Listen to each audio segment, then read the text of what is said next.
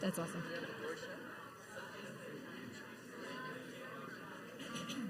All right. Well, welcome everyone to the second annual Common Language Story Slam Screening 2. Let's hear it. Yes. Awesome.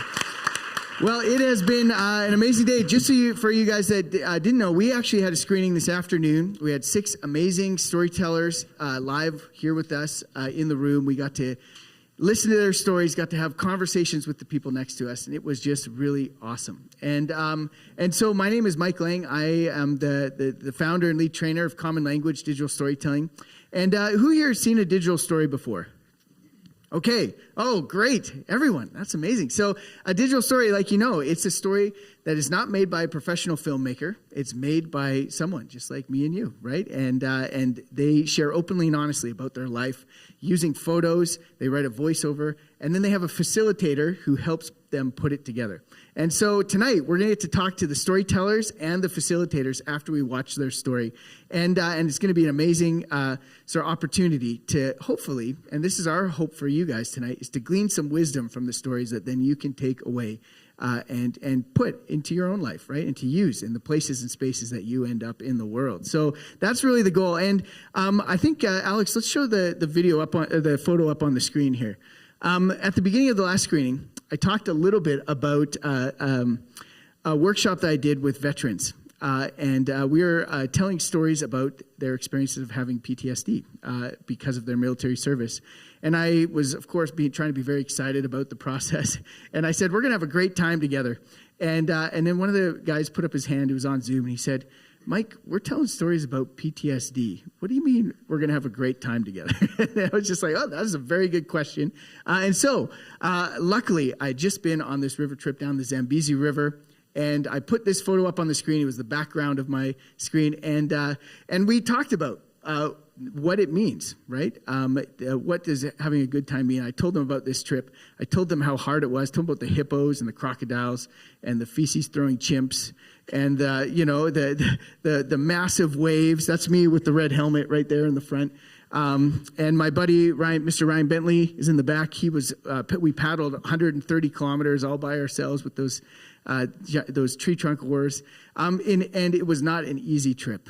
It was not a comfortable trip. It was not a safe trip, but it was a good trip, right? And so that's sort of what we mean by have a good time together tonight. And just a little continuation of the story for people who were here in the afternoon screening.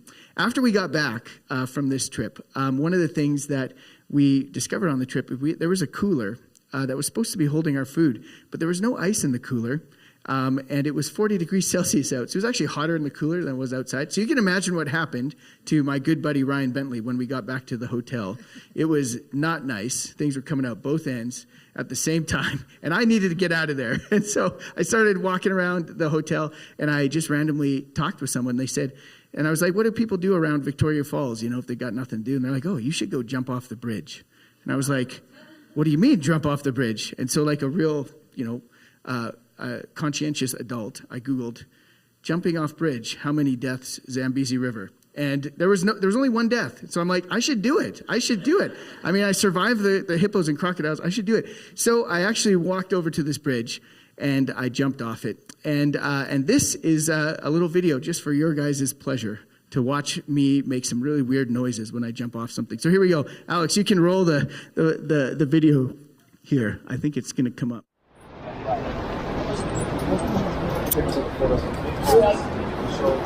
Okay, put your hands here. Here.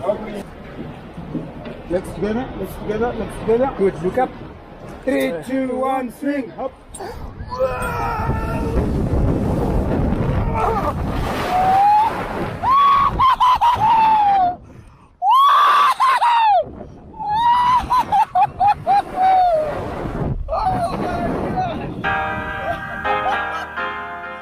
Voluntary. Like I could not control those noises that were coming out of my mouth. But yeah, I guess you could cheer for that. I thought it was sort of more embarrassing than something to cheer for. But yeah, it was something. I don't recommend jumping off a bridge like that in like a developing nation. But it was an experience, right? It was a big experience, and I sort of wanted to share that video because I think the 6 storytellers we're going to see tonight, right? The stories we're going to hear, they're taking a big jump, right? I think one of the hardest things that we could ever do is not jumping off a bridge like that, but jumping into relationship with others by sharing openly and honestly the stories of our lives, right? And so that's how I know we're going to have an amazing night together, because people are going to be sharing openly and honestly about their lives and what matters to them. And we're going to have a chance to talk about those stories with each other. And so after each story, we're going to get a chance to talk with each other about them. And Melody, who is going to be hosting the screening tonight, is going to tell us more about all of that. But just so you know, this is not just a film screening, it's a conversation also. And because you're going to be talking with the people around you, and you may not know this yet, you may not know the people around you, but all the people who show up for stuff like this are some of the coolest people you'll ever meet. So we're just going to really quickly high five 5 people around us and say, you're awesome. I cannot wait to talk to you. Ready, set, go. High five.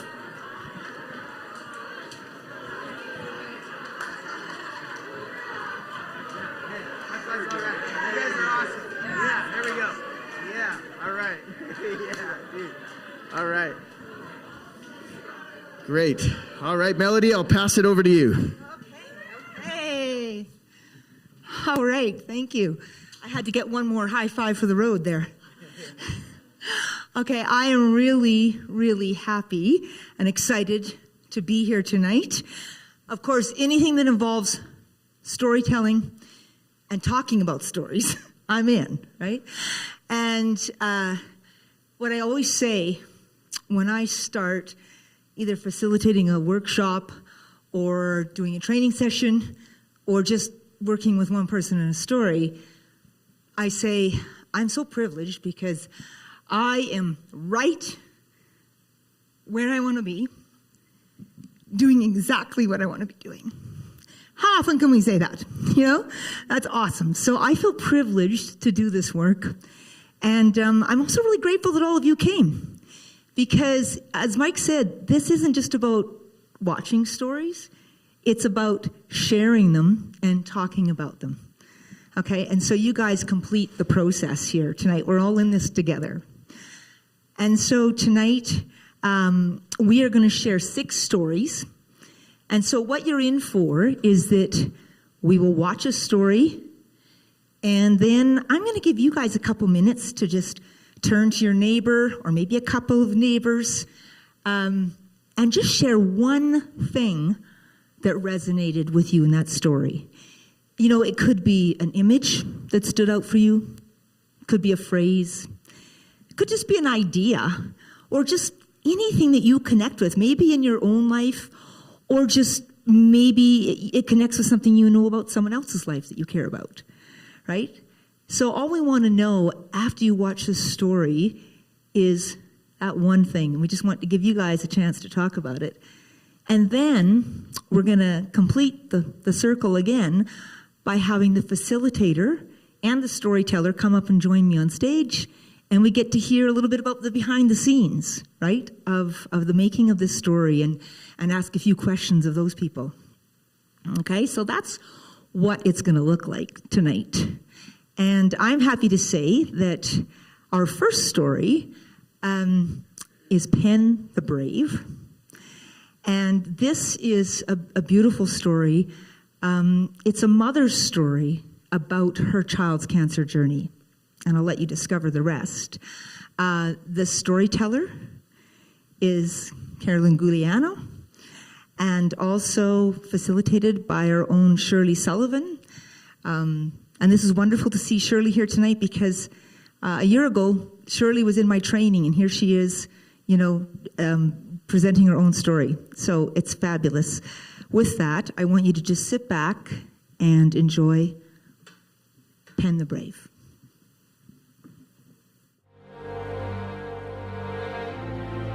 Penn, I want to tell you a story. You love stories, and this may be the most important one I will ever tell. Once upon a time, in a magical kingdom called Calgary, there lived a girl named Penn Eloise Manabat. She was born on a windy and stormy night, as if the world itself was announcing her arrival. Penn was adored across the land for her strength, bravery, and courage, but most of all, for her kindness. Her laugh was contagious, and her smile had a way of making people believe everything would be okay. Pen's parents dreamed big dreams for her. She was bright and curious, and they knew she could do anything she set her heart to. They imagined her attending the same university they once did, traveling to faraway places like Paris and Japan, and celebrating life's milestones. First crushes, graduations, love, marriage, and a family of her own. But then, one day, the story changed. A terrible disease fell upon Pen, ependymoma, a rare form of brain cancer with a devastatingly low survival rate. Even with the very best doctors and medical teams, there was not enough research, not enough answers, especially for children. And Pen's parents began to grieve, not just the present, but all the dreams they had imagined for her future. There was never going to be enough time. It was no longer about Pen's parents' hopes for her, but about what Pen would want to experience. And so Pen made herself a bucket list. Daily ice cream, trips to the mountains, camping adventures, seeing a whale, and meeting Cinderella in a faraway kingdom called Disneyland. And Pen, at just 5 years old, did it all. With all the experiences and dreams on her bucket list checked off, Pen was ready for the next adventure. On the longest day of the year, June 21st, Pen lost her life to brain cancer. At first, this story may not seem to have a happily ever after, but how beautiful is that a 5-year-old lived with more purpose, joy, and courage than many people do in a lifetime. Some live to be 99 and never fulfill all their dreams and aspirations. Pen, I may be your mom, but you're the one who taught me how to live. I promise to keep watching for you in bubblegum-colored skies, in passing butterflies, in the quiet moments when I see the moon or when the clock reads 11:11. I promise to take care of myself and tell stories about you to your siblings, Paige and Prince. I promise to laugh, travel the world, be grateful for each sunrise and sunset. And when I get sad, I'll remember your smile and your hugs and how you want me to be happy and to not be so sad all the time. I promise to continue the work of Pen the Brave organization so that kids at the Alberta Children's Hospital have endless books and ice cream, a few of your favorite things. And I promise to keep funding pediatric cancer research in your name so one day fewer families have to tell stories like this. And that will be the happily ever after. Thank you, Pen, for teaching me and many of us the greatest lesson of all. Live fully, live with purpose, and above all, live with love. I love you too.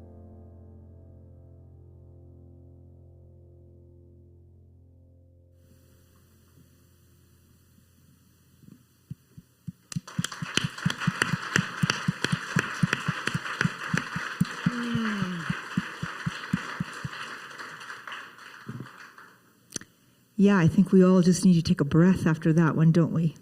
How beautiful. So, right now,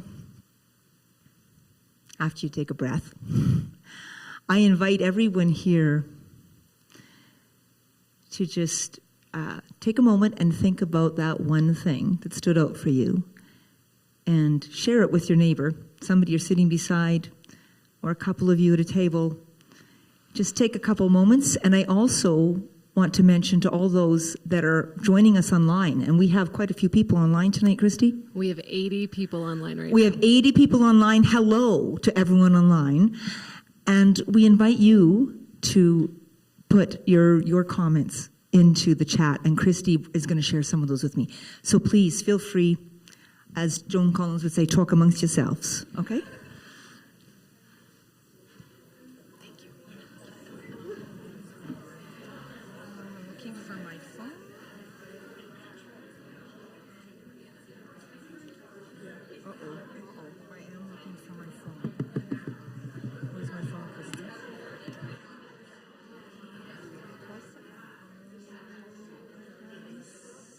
Oh, here it is, here it is, here it is. Okay.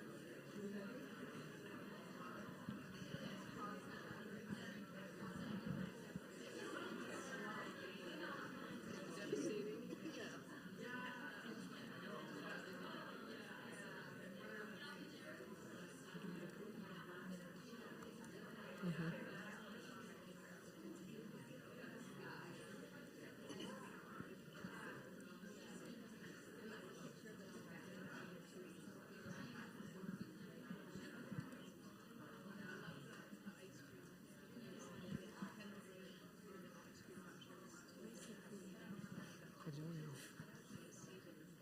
Nobody balked, so you're okay.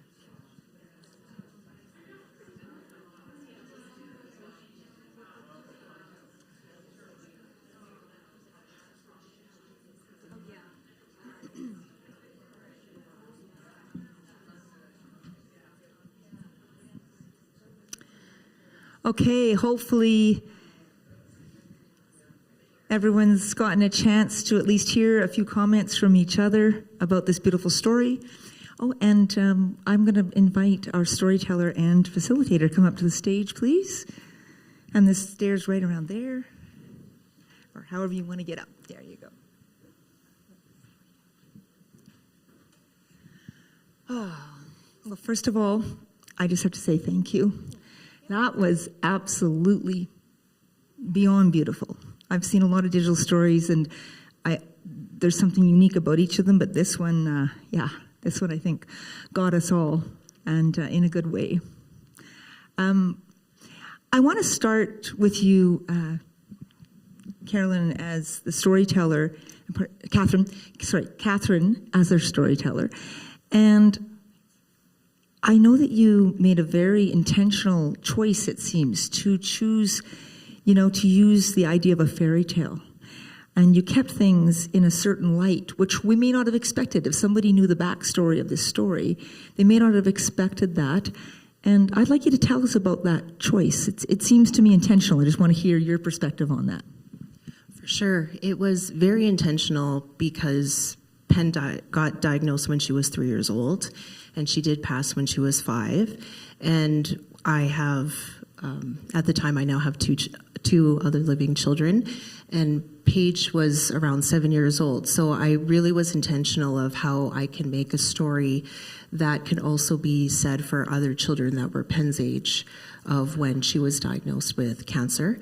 And I think the main foundation of the story was Penn loved books. She loved reading, she loved stories, she loved Cinderella.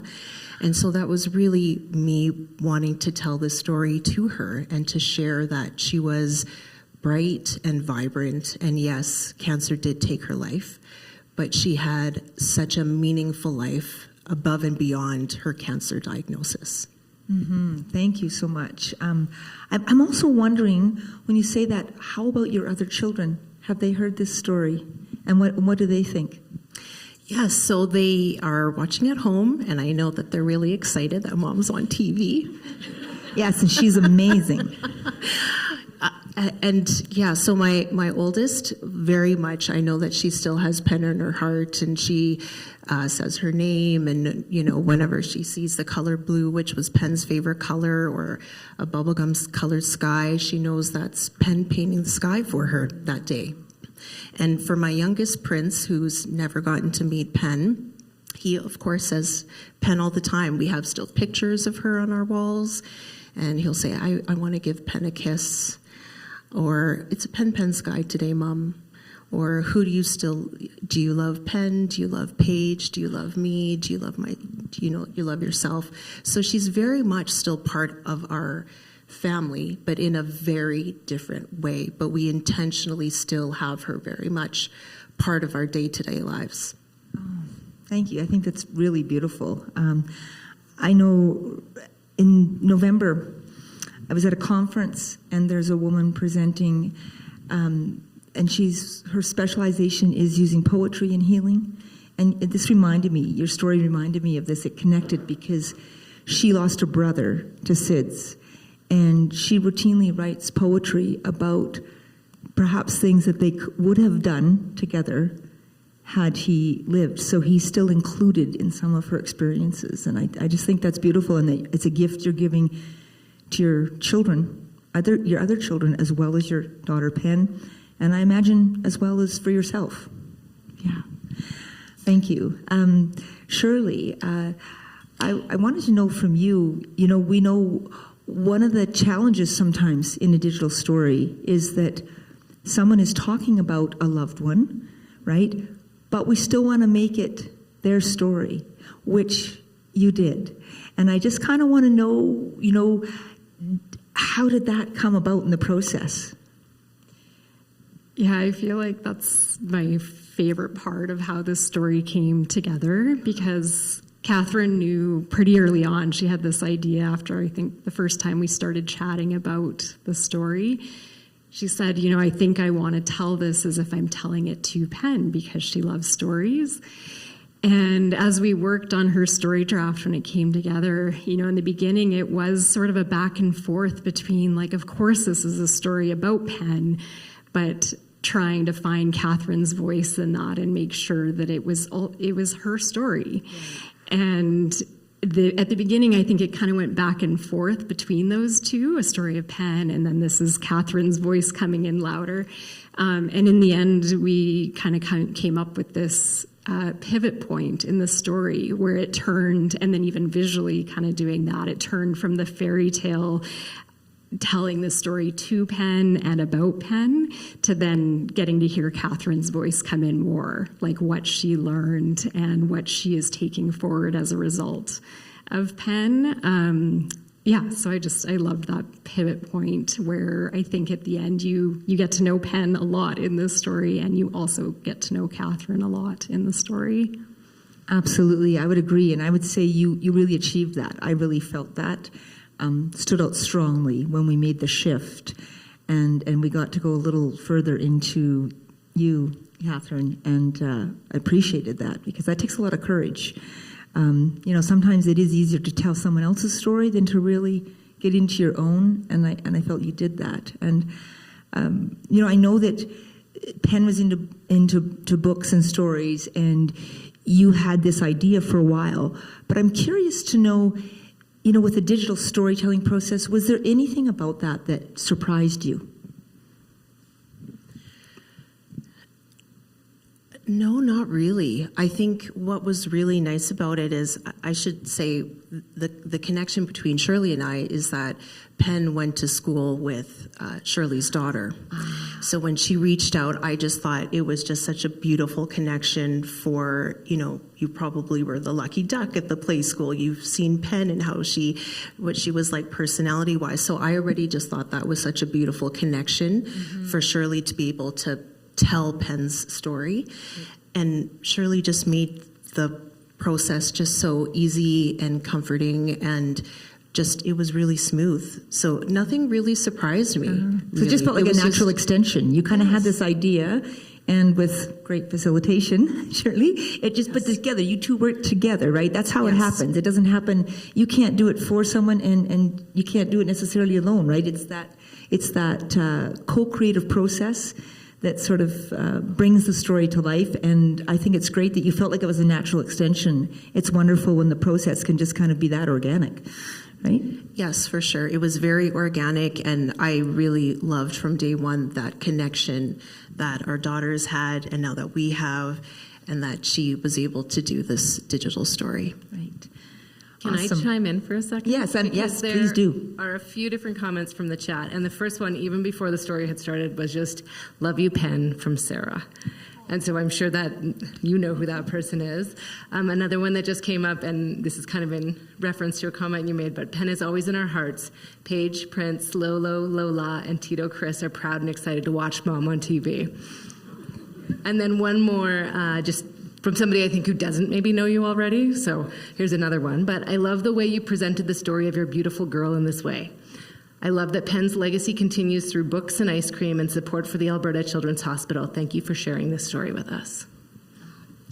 Thank you. Thank you very much. And thanks for reminding us. We do want to keep getting chats. All of you that are out there online, please keep putting your comments into Christy, because we'd love to hear from you guys as well. And just before we wrap things up here, I'm just wondering, how have you shared your story, and have other families been able to hear your story that maybe have had a similar lived experience to you? For sure. So I have a very big family, especially from my husband's side. So we had a premiere screening during Easter, and so there was over 60 of them. And Penn had a lot of cousins under the age of 11, so they were able to watch it, and they loved it. So that was really nice to kind of premiere that over the Easter weekend. And then moving forward, I was hoping to utilize the story and to share it. There's a few things coming up. Starting tomorrow is May, and May is Brain Cancer Awareness Month. And so that is also the month where Penn was diagnosed. She got her first craniotomy. So it is a very meaningful time of year to be able to have that. And then in July, I am partnering with the Tour of Alberta with a team called Colton's Crusaders, and all the funds are going towards pediatric cancer research for the Tour of Alberta. And so hoping to have a bit more fundraising dollars based on this video. And then lastly, September is Childhood Cancer Awareness Month. And so hoping to garner a bit more advocacy and awareness of how childhood cancer exists, and we must do more in order to shift the needle for our kids. Well, I think that deserves a round of applause right there. That's fantastic. Congratulations. And this is a prime example of, we often say that digital stories are like a pebble in a pond, right? We start with, our main goal is to do something for the storyteller, right? Help them on their journey, help them to sort of reflect on something that's meaningful for them, and it helps you to move forward, hopefully, even more, moves the needle a little bit. But then beyond that, we hope for people that we share the story with to have something that resonates with them, as you guys have had a chance to do today, but then to think of all the other ways that you're going to use this to bring awareness and support, funding, perhaps, all of those things to the issue of childhood cancer. I think that's fantastic. So with that, I say thank you, Shirley, and thank you, Carolyn, and Catherine. I don't know what's going on with my brain today, but you are Catherine. Can I just give you a hug? Okay, let's make up for it. This is Catherine. One more round of applause. Thank you very much, ladies.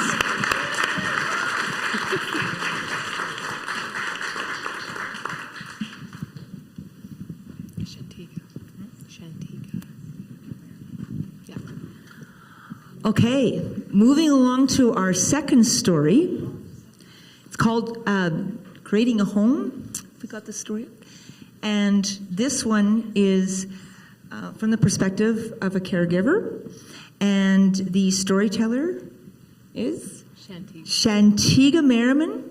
And the facilitator is Mike Lang. So we are going to watch this story, and all I want you to do again is just enjoy the story, but then just kind of have an awareness of one thing that stands out for you. Okay, and again, those of you out there online, please do the same. We really appreciate your comments. And now I give you Creating a Home.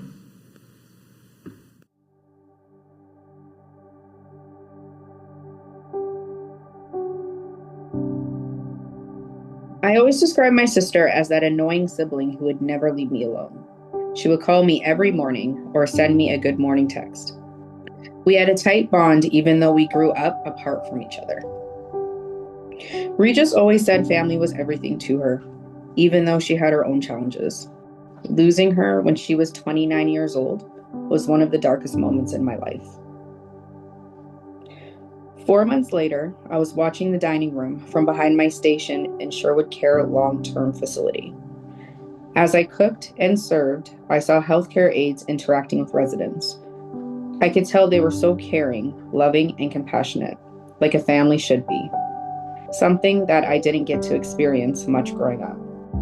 Something that I was also missing since losing Regis. I plated a dietary restricted meal and walked into the dining room, being my silly self, smiling, laughing, interacting with people on my way to the table.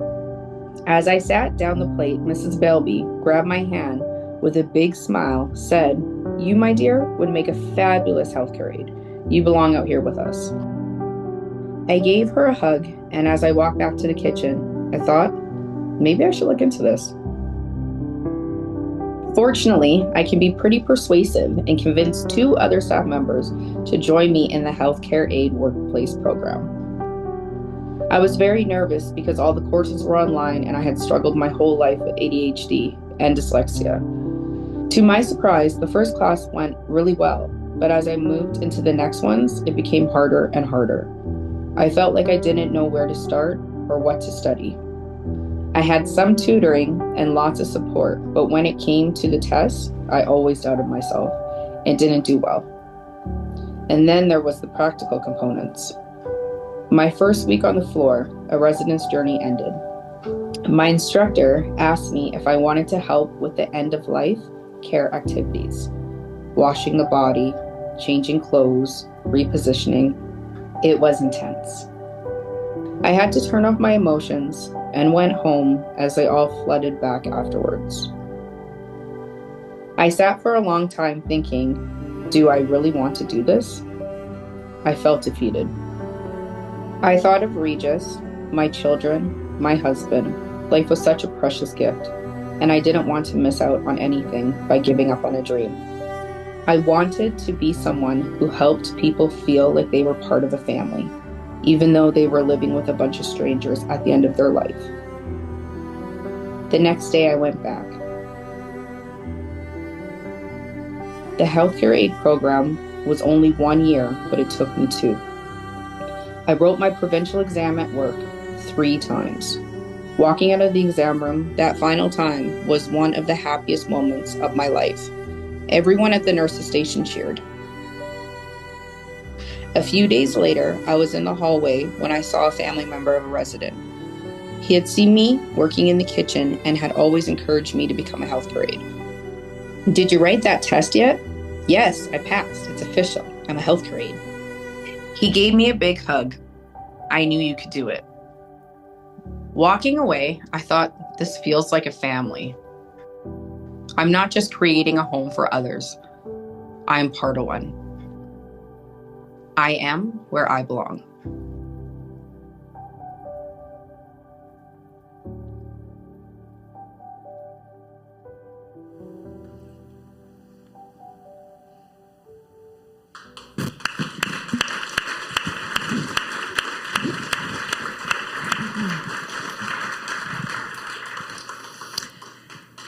Another beautiful story. So at this time, I'm going to ask you again, I'm going to invite you guys to share one thing out of that story that resonated with you or that just stood out for you.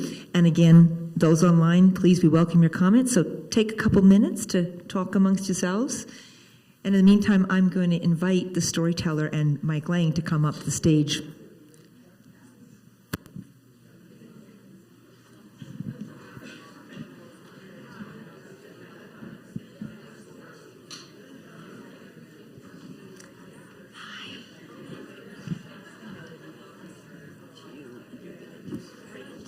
Keep an eye on that.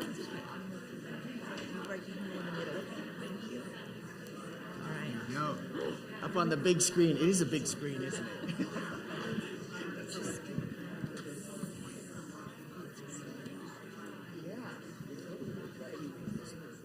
How we doing? Yeah. Good for time? Do you have a watch on? Okay. 7:16 is about. So, yeah.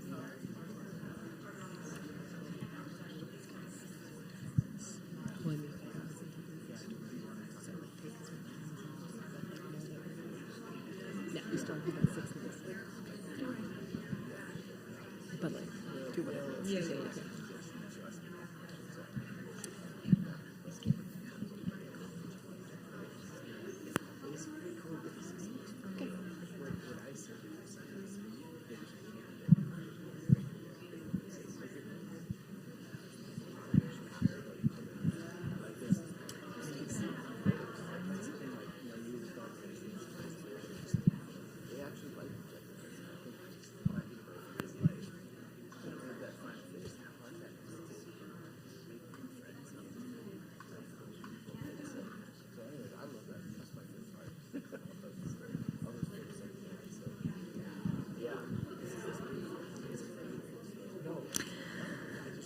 All right, thank you guys for taking some time to just reflect on this story.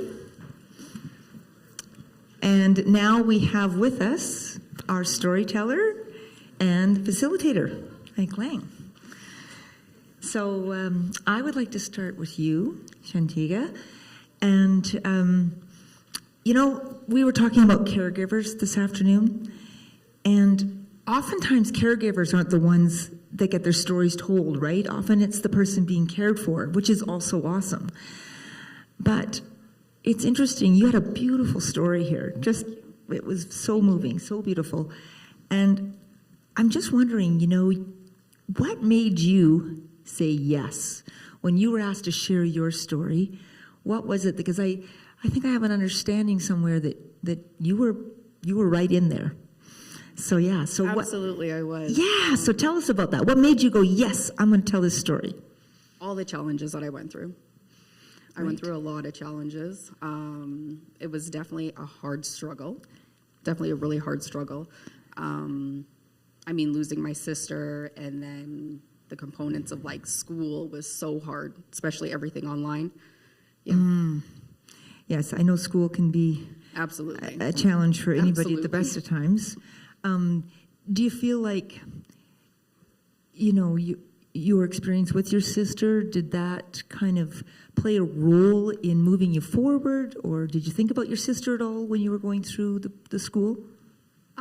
Well, yeah, that she was there with me, helping me. Like, I had a lot of support. I definitely had, like, my husband, who definitely had to go through a lot with me. 3 cheers for the husband. In the Here works. we go. Supportive partners. We always love those. Yeah, but I knew she was always with me, definitely, right? So, right. Sorry, I'm super nervous. That's okay. You know what we do in the acting world when you just did the right thing. You just say, I'm super nervous. And right? And that probably takes away, 30% of it. So you're doing great. I just want to tell you. Isn't she doing great? You. Come on. Thank you. Absolutely. Okay, so Mike, for a second, we'll have the mic to Mike. See what I did there? Yeah. Anyways, Mike, you've done a lot of stories with caregivers. In fact, Mike has a series called Caregivers in the Wild. And I'm just wondering, Mike, in this story, like, what is one potential common thread that you've seen, between this story and the other caregiving stories, that you could share with us? Yeah, man, I mean, there's so many sort of threads that weave together. But, one thing that I really appreciate about Shantiga's story and that I loved is all the photos of her with the residents. Here they are just smiling, taking selfies, and you can just see the genuine care and connection and support, right? And I think, a lot of times, in the caregiver world, right, we're so focused on the challenges, right, and the difficulties and the hardships of caring for someone through a very difficult moment in their life, whether that's the end of their life, right, or whether it's with something like a chronic disease or things like that. And, we focus on the challenges and we forget that these are really meaningful relationships at the same time. And that's sort of maybe a common thread, is that sometimes we get lost in the logistics and the challenges, and we forget at the center of those things are relationships. And in Shantiga's story, you see it front and center, right? All the selfies and the resident saying, "Did you write that test yet?" Yeah, it's a relationship, right? So, right. Yeah. And I also when you said you thought you're helping other people to feel like they're part of a family, which is very important, and people need that support. And there's more people than we know that don't have that support. So it's wonderful when you can do that. But you also said, but you realize actually you're part of a family. And I think that speaks to your point, Mike, that sometimes to see the forest for the trees, that it's not just about, trying to put those pieces into place, but what we do in our life, if we can feel like we are in a family, right?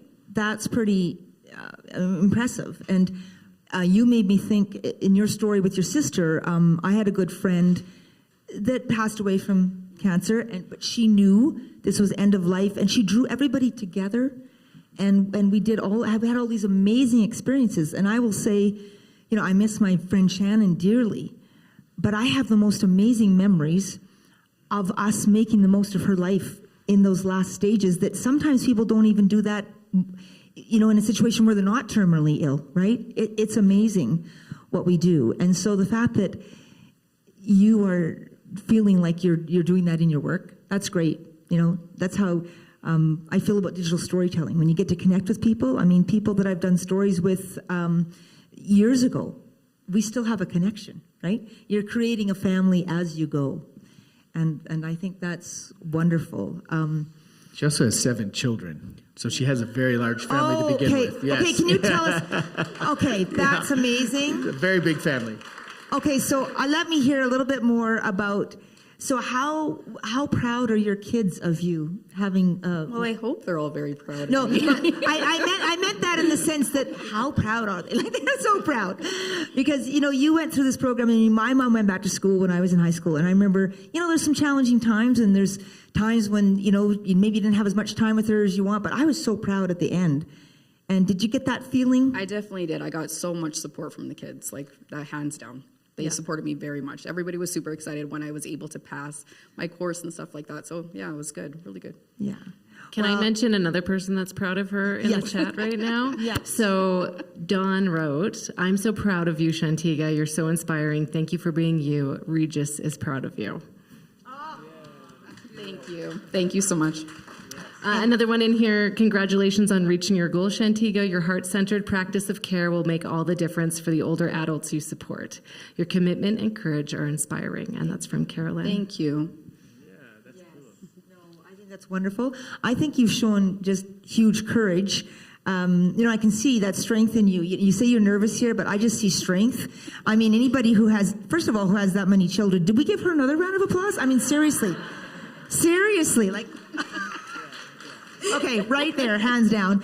But also to go through school during that and after the loss of your sister, I just see strength. And we talk about this in digital storytelling, that we tell stories because of our challenges, not in spite of them. And we see this ability to be vulnerable and recognize these challenges as a strength. So I just want to end saying I think you're incredibly strong. And we're so grateful that you shared your story with us. Thank you very much. Thank you so much. Thank you, Mike. And thanks to Mike. All right.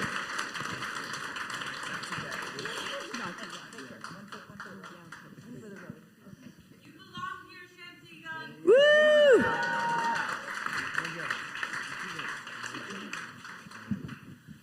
Okay, now, next up, we have a little bit of a unique story here because this story is a personal story from one of our facilitators. Crystal Schofield has been with us since almost the beginning, I would say. Crystal is out in BC, in Victoria. And Crystal's going to join us up on the big screen here.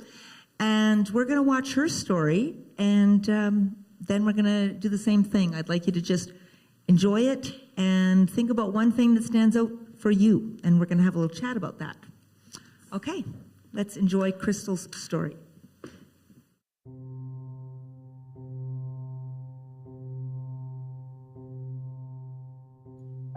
I love the unknown, the freedom and thrill of discovery and connection.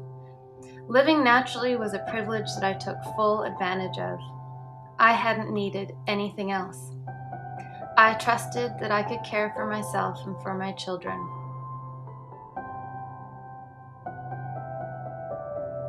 I was standing at the counter at the mobile phone store, waiting for the transfer of data from one phone to another, an old record of me. Uncomfortable standing, I pushed the feeling away, but it came back, demanding that I pay attention. She was born in a rush. into tears, blood, bright lights, and panic. I almost died.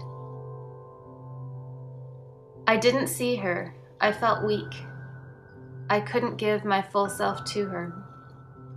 They left the room, organs went back into my body, all stitched up as I gave a piece of myself to the hands of those around me. We carved out little spaces for ourselves and kept close. I wrote her a song and whispered it into her ear, skin on skin, pumping her milk, my milk, feeding our souls, nurturing our bodies. The traffic rumbled past us. We drove slowly, arriving in front of our home. Together, the four of us, in silence. Beeping machines replaced by the rhythm of our hearts, trust, intuition, and a knowing. She was out. We were out. How this adventure unfolds is new to me. The thrill of discovery doesn't hold the same freedom as I navigate the balance of risk and reward. It's a different kind of way that I move through the world now. We move through the world as a family together. The information is unforgettable, and it tags onto my heart to build a compass that is distinctly mine. I walk my path in a new pair of shoes, and I love how tall they make me. I love that I can travel across a more diverse landscape that takes me farther and deeper. I love that my girls wear them too. They have landed me here, back to myself, to the knowing that it's within me to nurture. It always was.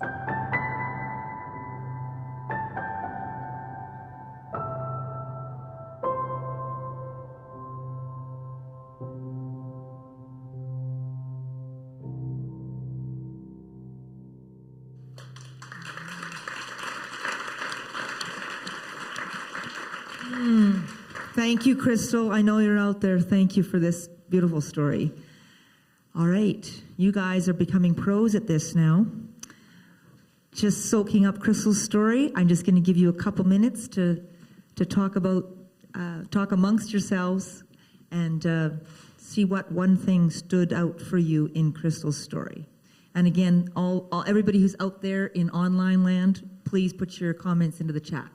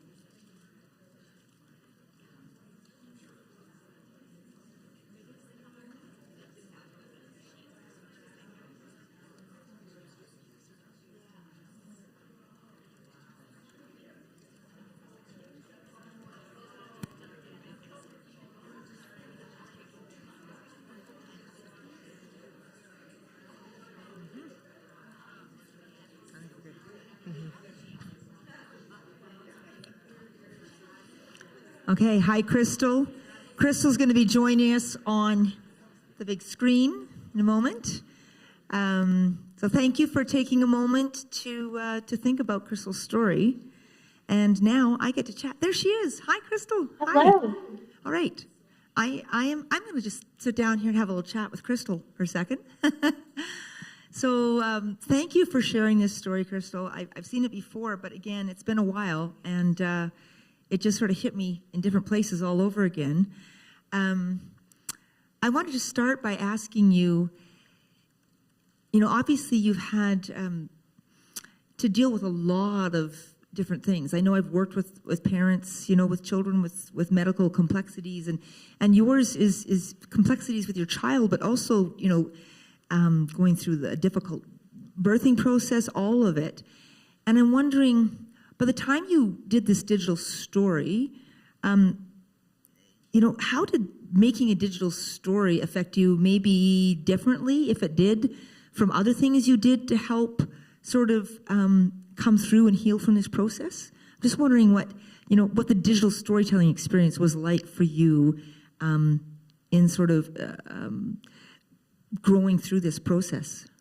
That's a great question, Melody. So it was like for most people, I think I didn't know what I was getting myself into. And when I started the process, my story personally just flowed out. And I think the biggest reason was because I was ready. My daughter was 5 at that time, and I had sort of processed things and been to counseling and processed things in various ways, but this was an opportunity for me to make sense of the chaos, because one thing I don't know if I mentioned in my story, my daughter lives with a rare disease, so it's a lifelong situation. It's not something that has an end to it, and it's always evolving and changing, but the digital storytelling experience was an opportunity for me to pause and to reflect on all of the things that had happened and put them into something that made sense to me at the time. You'll also hear, in my story, I feel like, quite positive about that journey. And that's not because it wasn't hard. It's just that it made sense for me to reflect on how all of those changes and unexpected sort of shifts in my life path had brought me to a completely new place with a completely new community, and this opportunity to be engaged in this storytelling work as well as a facilitator. So, yeah. Right. And, one of the lines that really stood out for me was when you were saying how you see it as in a way, this gift that you are able to explore the world in a different way and discover new things. Can you sort of speak to some of the, again, like you say, not minimizing how hard it's been, but what are some of the opportunities that you think in the gifts from this process and how you see the world that you wouldn't have had otherwise? Yeah, I think I was introduced to the rare disease community, like very specifically, and by meeting other families and hearing their stories, I realized how much strength there was in in families who are living with disability and living with chronic illness, and I realized how there's such a huge misconception often about what that experience is, and how there is an opportunity to actually learn from lived experience, and learn from stories of what's happening in people's homes beyond the hospital walls. And so that sort of new pair of shoes was just like I said, being in a completely different realm, a completely new community, and embracing really the situation that I was in life.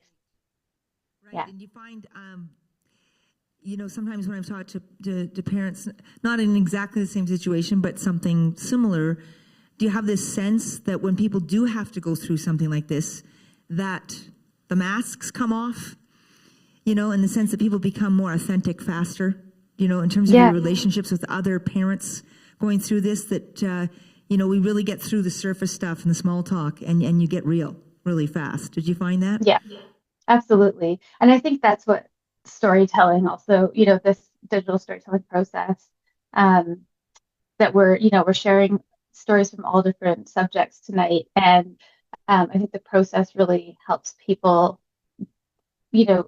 reflect on their experience and be real with themselves, but also with each other.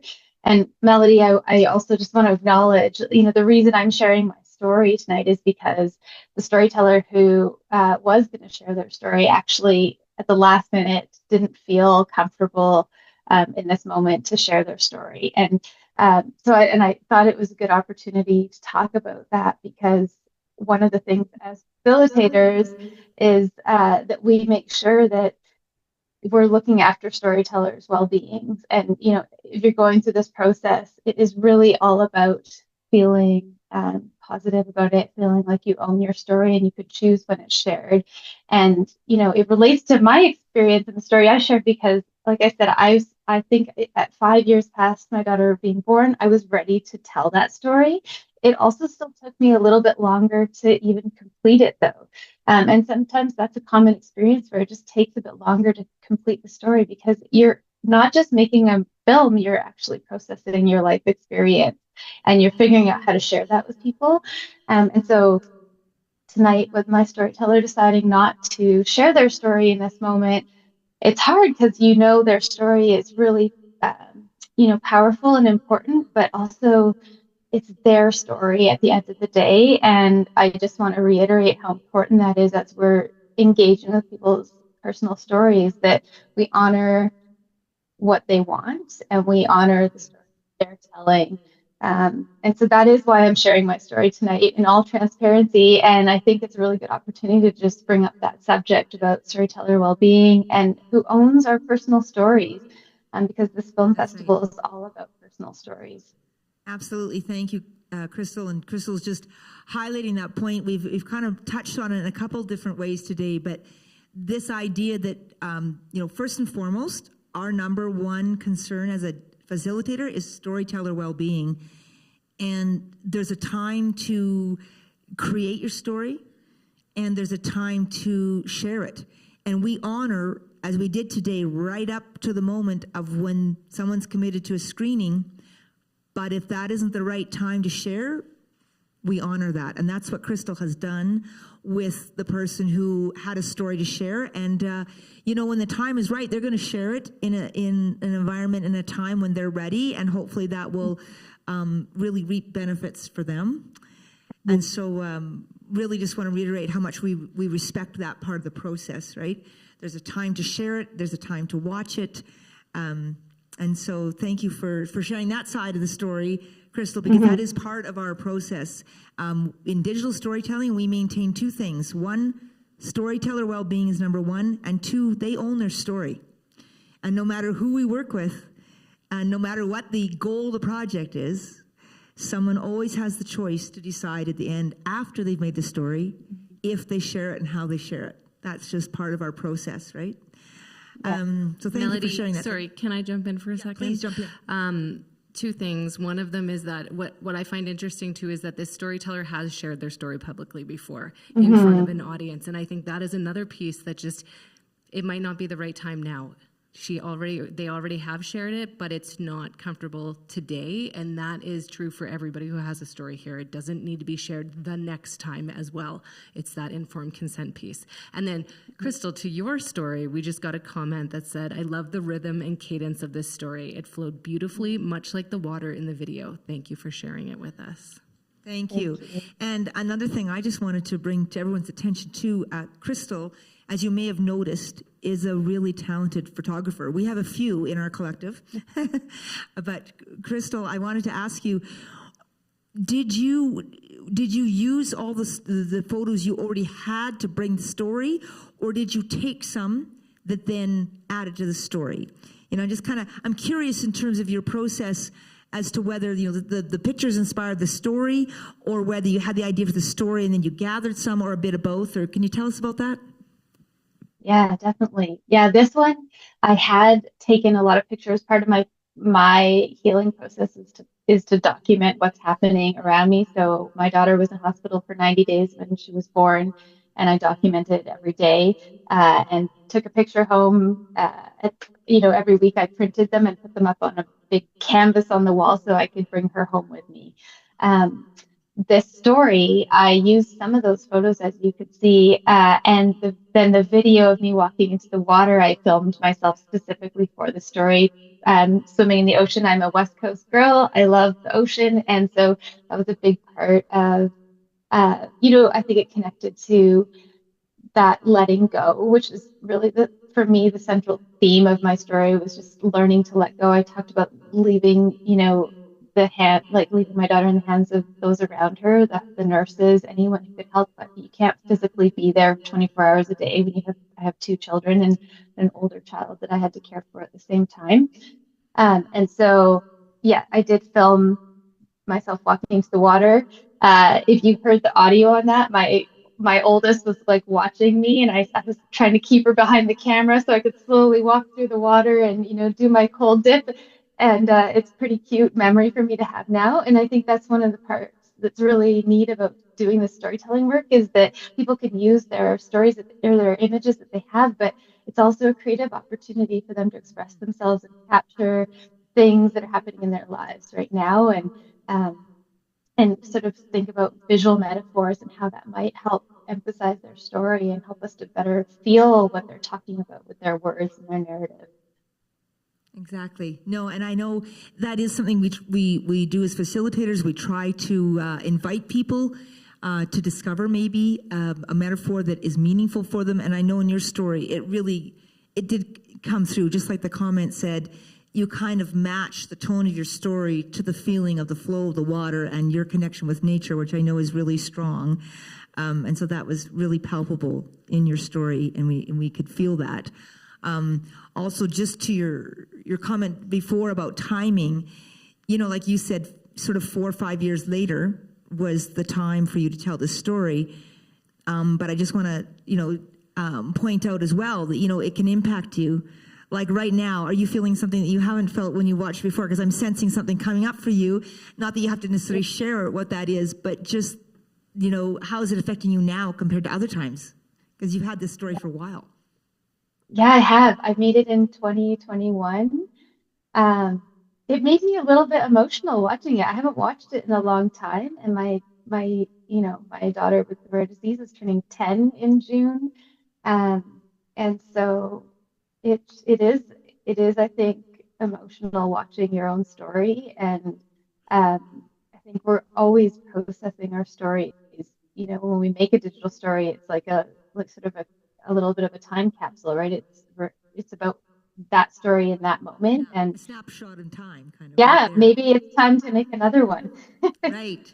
Right. And yeah, thank you, Crystal. And it's just that point that the other thing about digital stories is they are a snapshot of that moment. And then on top of that, we react differently when we look at them at different times in our life. So there's this gift that kind of keeps on giving in a different way. You can have a story you've made 10 years ago, and you're going to react differently to it in 2 years, 5 years, 10 years, right? And you can also say, hey, it's time to take another snapshot of where we are now, because that's going to be different. So I really appreciate that. And also, I want to thank you, Crystal, for sharing. And just to say that also as facilitators, we all make personal stories. And really, we talk about in our process that we aren't meant to be these, a one-way process of sort of imparting some wisdom onto you. It's more that we're in it together, right? And so we go through the process too, because we want to understand what it's like for you when you're making a story. And we all know it takes a lot of courage and strength to share something so personal. So I just want to thank you again, Crystal. That's fabulous. And keep watching us out there in online land, and I can't wait to see you again in person. Let's hear it for Crystal. Yeah. Thank you. Thank you. And at this time, I'm going to do a little role reversal. I'm going to invite Mike Lang up. And this is me. Excuse me. I'm coming up. Here, I'm a facilitator. You're the MC now. Oh, okay. All right. Good. Sorry. Oh, you're doing an actual role reversal. Okay, I get it. So now, the reason why I get to come up here and facilitate this one is because Melody was the facilitator in the story that we're going to watch next. So we'll put it up on the screen there. We're going to watch Jillian's story. And and it's called Jillian's Story. That's right. Yes, I love it. Awesome. So again, think about one thing that resonates with you in the story, a word, an image, an idea, a phrase, something that stands out. So here we go, Jillian's story.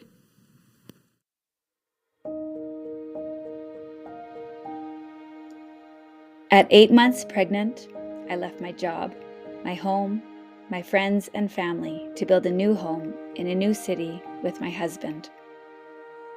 Within weeks, we welcomed Hazel Rose into our arms. I remember this feeling of peace, calm, and completeness washing over me, and feeling this sense of joy and purpose in those early weeks of motherhood. It was all a big change, but I always loved meeting new people, and I welcomed it, searching out other new moms, even creating a moms group in my community. Hazel was a summer baby. We spent countless hours on walks with our dog, lying on beach blankets under the shady trees. September 8th, 2014. I looked out the window and my heart felt the crush of the unexpected snow, weighing down the branches and covering the green leaves of the trees, bending them to the ground. The day before had been my daughter's celebration of life. Hazel had gone suddenly and silently in the night on the last day of August. Summer was over. The world looked upside down and everything was wrong. I felt so alone. I no longer fit in with my new mom friends. I no longer fit in with my old life. I didn't belong anywhere. But I was still a mom. I just became an invisible one. From summer to fall, I went from searching out new mom groups in my area to searching for bereaved mom groups anywhere and everywhere around the world. Moms I could talk to, who could understand, who could see me. After months of living in isolation, I was told about a support group for other grieving parents in my area. I was nervous to go. I had lost my outgoing self and felt uncomfortable in my skin. My husband and I sat together, and while choking through our tears, we shared the story of our sweet Hazel. Another grieving mother sat to my left and never broke eye contact, reaching out and holding my hand as she shared a similar story of losing her daughter just weeks earlier. For the first time, I felt understood. For the first time, I felt like maybe, just maybe, I could get through this. I had met my person. I was seen.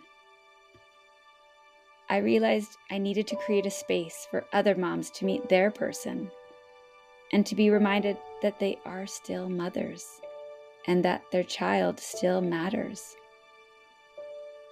On Hazel's second birthday, Hazel's Heroes was born.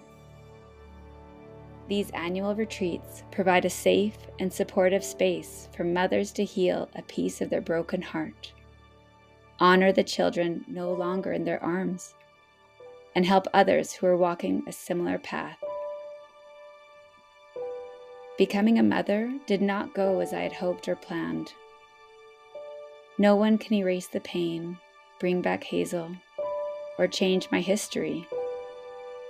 But they can sit with me, hold my hand, look into my eyes, and say, I know, I see you.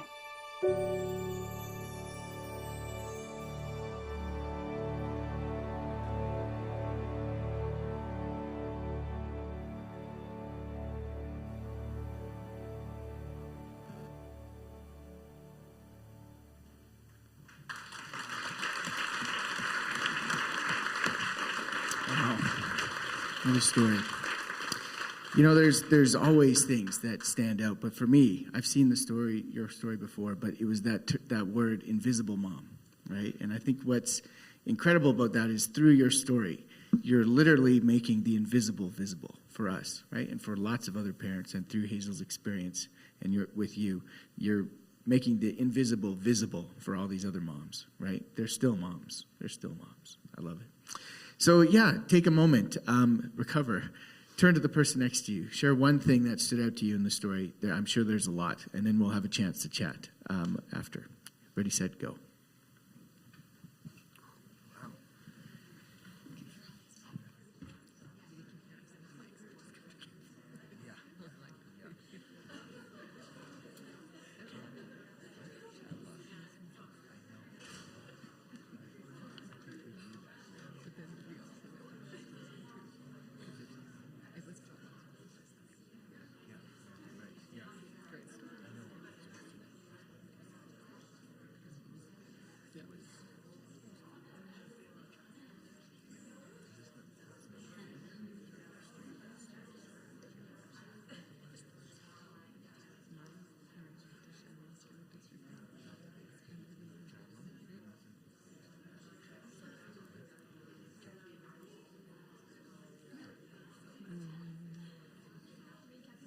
Invisible turn. Oh, great. It's going to be a real change of direction. So, yeah. I think we sort of knew that going in, but I think adding crystals can really change the dynamic here.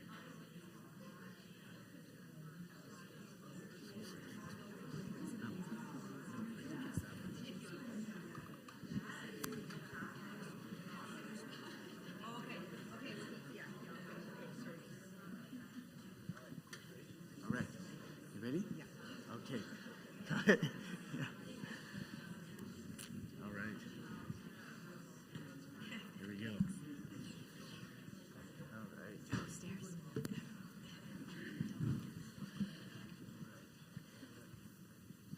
All right. Come on back, everyone. Welcome. Thanks for being up here, Jillian. And, you know, I think you've seen the story a number of times. You've shared it a number of times. You run retreats for mothers. And still, right, we can see the emotion that comes out when you see it up on the screen like that. And I think, you know, you're still here. You're still choosing to share it. And so maybe I should, I think, wow, we can give her a round of applause. Yeah. So maybe I'll start with that why question, right? Why do you choose to share this story? And what does it mean for you to be able to put something like this up on the screen and have conversations with others?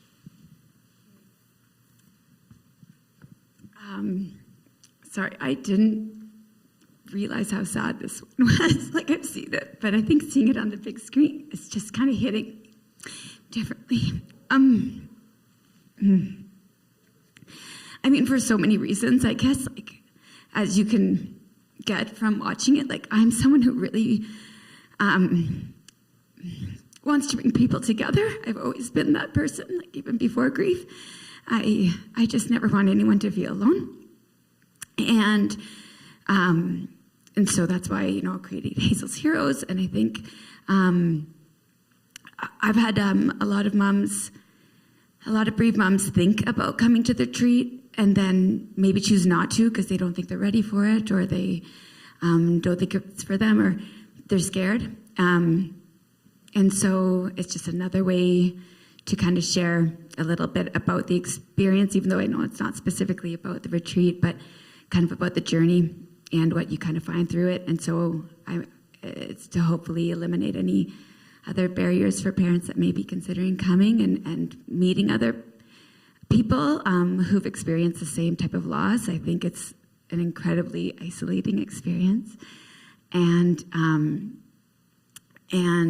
there's, for me, and I think for many other bereaved parents that I've met, it's been really meaningful and impactful to just feel understood and to not be invisible. I'm sitting with, you know, a close bereaved mom friend tonight, and I know there's another one here too. And I just, it's so meaningful. You can say nothing to each other, and just the fact that you can just share the same space and the same air with someone is just so relieving.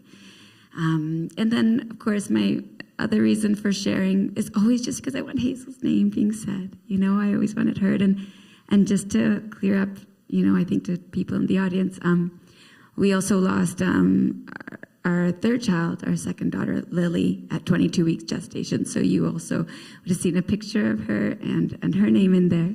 And I just want her acknowledged too. And so any opportunity to share my girls, you. So thanks for having me. Yeah, of course. Yeah.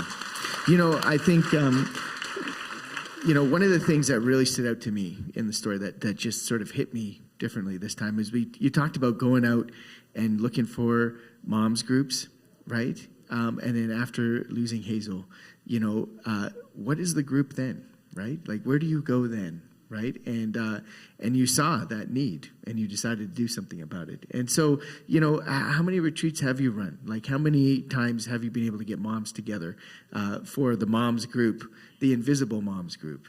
Like, what does that look like, and how many have you done?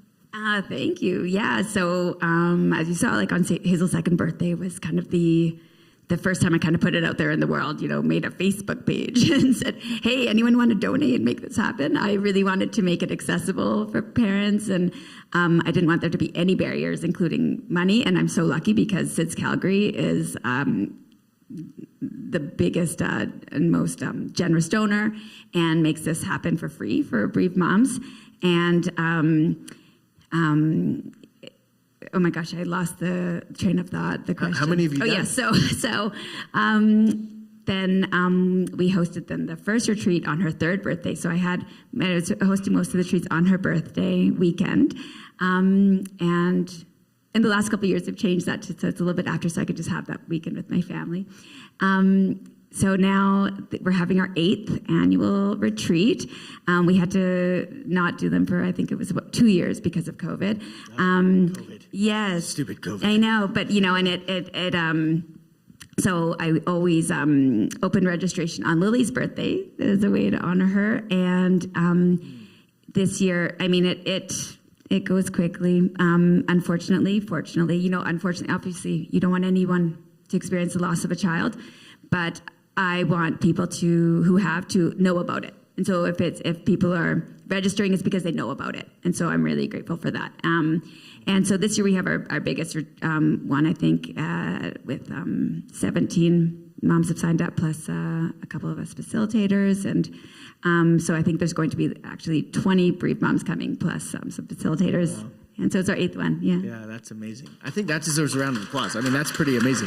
You know, man, I want to pass it over to Melody now. But you know, this whole idea of starting conversations with stories, right? I mean, I think we've sort of experienced this tonight. You know, how do you talk about something like grief, right? Especially grief about the loss of a child, one of the hardest things I think you could ever experience in life.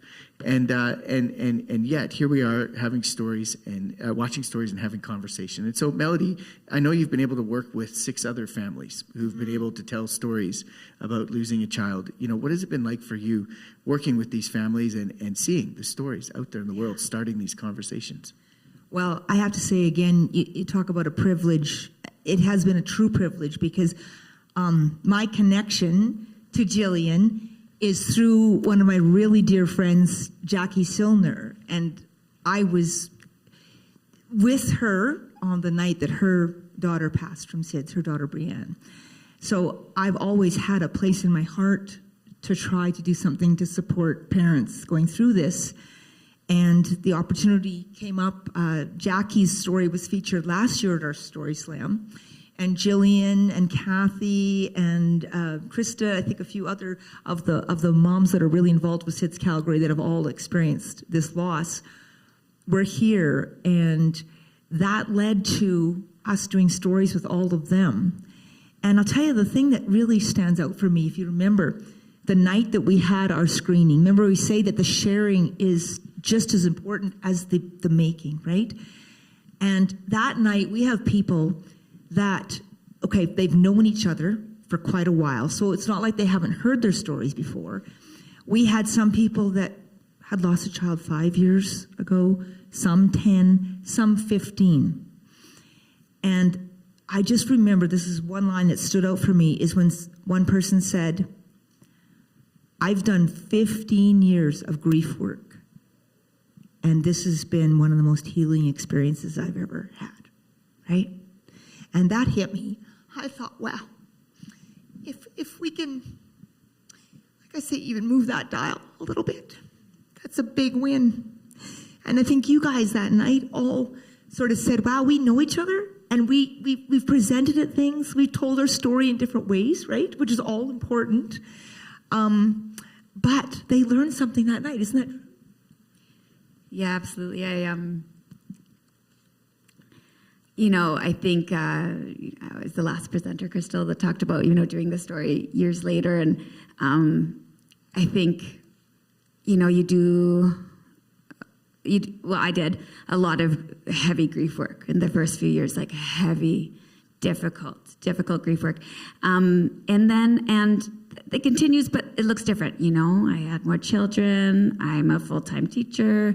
There's life, and so you don't kind of put yourself in that raw grief work. When Melody presented to Sis Calgary saying, hey, I'd love to offer this to parents, and we said yes, it was kind of going back into the raw grief work.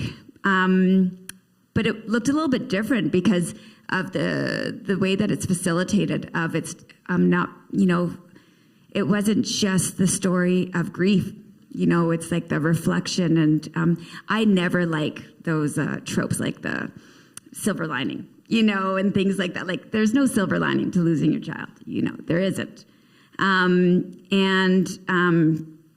It's just an opportunity to kind of reflect, I think, and process and do it in a different way than other grief work looks. And I think because it is later on, and it's not just in those first weeks, months, years of that really raw grief, you're able to kind of step back a little bit. So I think that's helpful.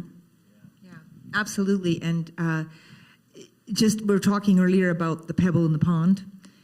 And, I commend SIDS Calgary. We've got some people from SIDS Calgary Society here tonight.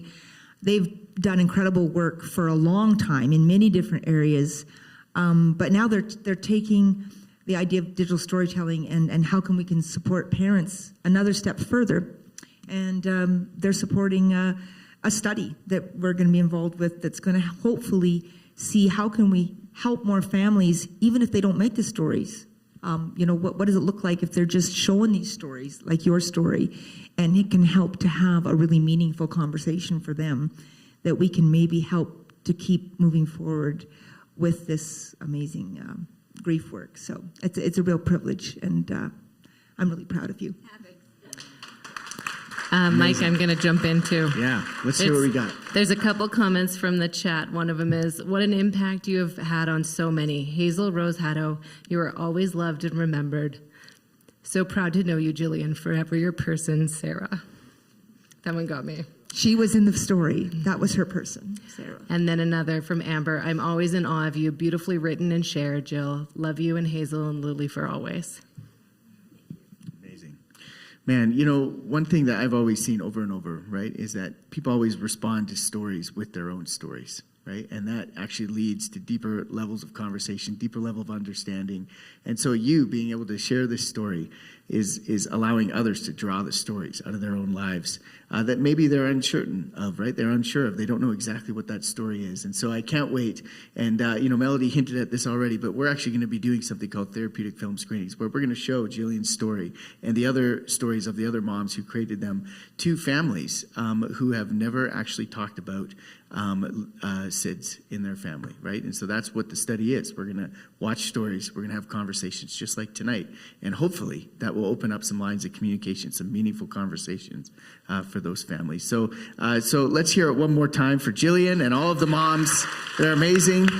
And I can't wait to see where it goes from here. Yeah. So. Okay. All right. I'm going to pass it back over to Melody, and we're going to watch our last two stories here. All right. I'm back. Okay. I just have to have a quick look here because it's me. Yeah, I know. Okay. There we go. Thank you. want to get your name exactly right, Nicole. You don't have to. So before I forget, our storyteller is Nicole Faltisova. Did I do it? Okay. And our facilitator is our own Christy Wolf. And the story is A Race Against Time. And it's a mother's story about trying to access medication for her child that has muscular dystrophy.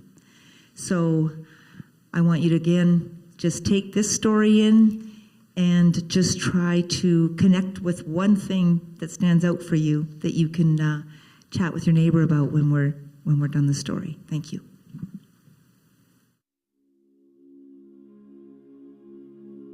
Every time my little boy learns any new skill, I allow myself to feel the happiness of him growing up. This feeling is quickly followed by incredible heartache and pain. Oliver suffers from a rare condition called Duchenne muscular dystrophy. These moments of celebrations are short-lived. Duchenne will take away all of these wins, one by one.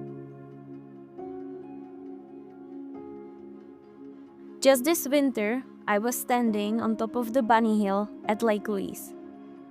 Ollie turned around, looked me in the eyes, and said, "Mommy, you stay here. This time I will ski down by myself." I was scared to let go. What if he breaks his leg? He might never walk again. But I did it. I let him go. I watched my son reach this incredible milestone, despite everything he's already facing at 6 years old. He skied down 4 more times. He couldn't get enough.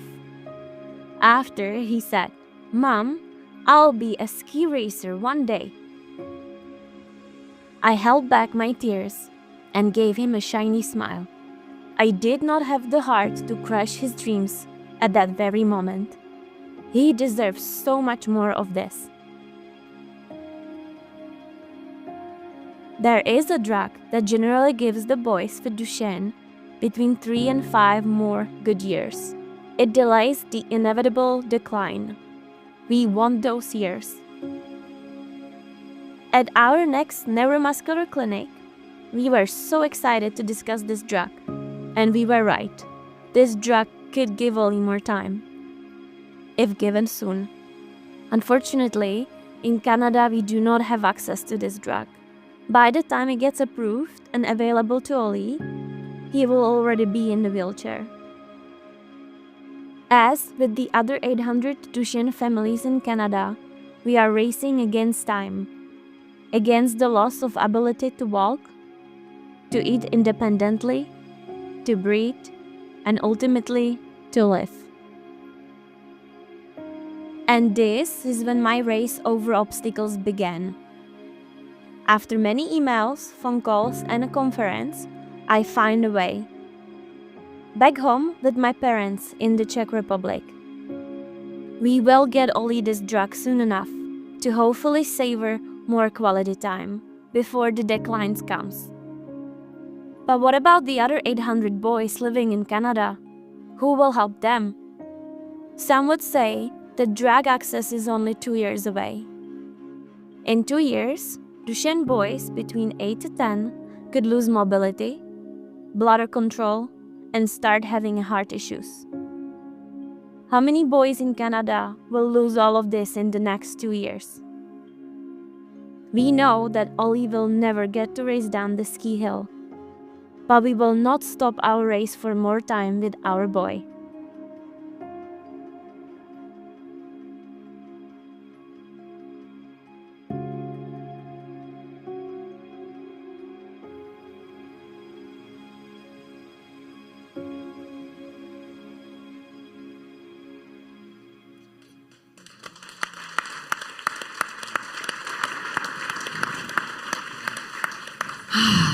Thank you.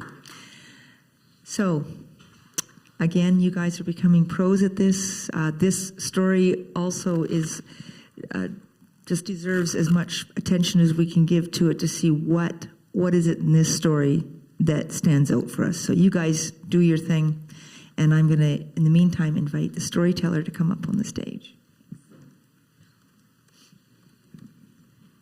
So you guys can talk amongst yourselves, take a couple minutes.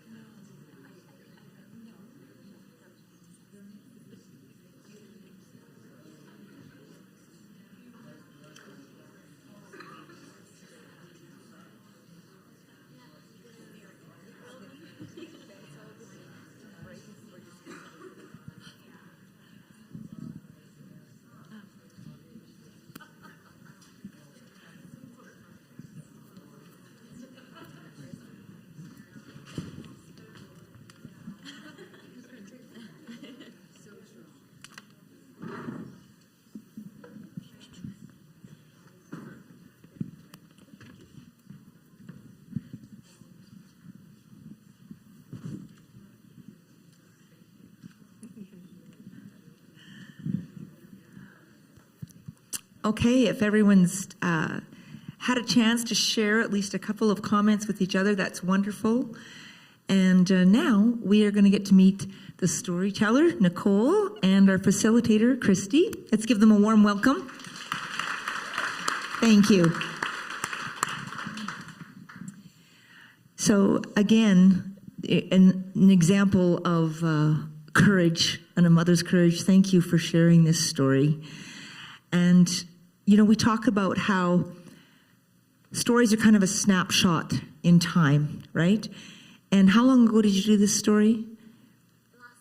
Last summer. Last summer. Okay. Sorry. Okay. So that was then, snapshot in time. And you're on this journey against time to get the medication. And so where are things now?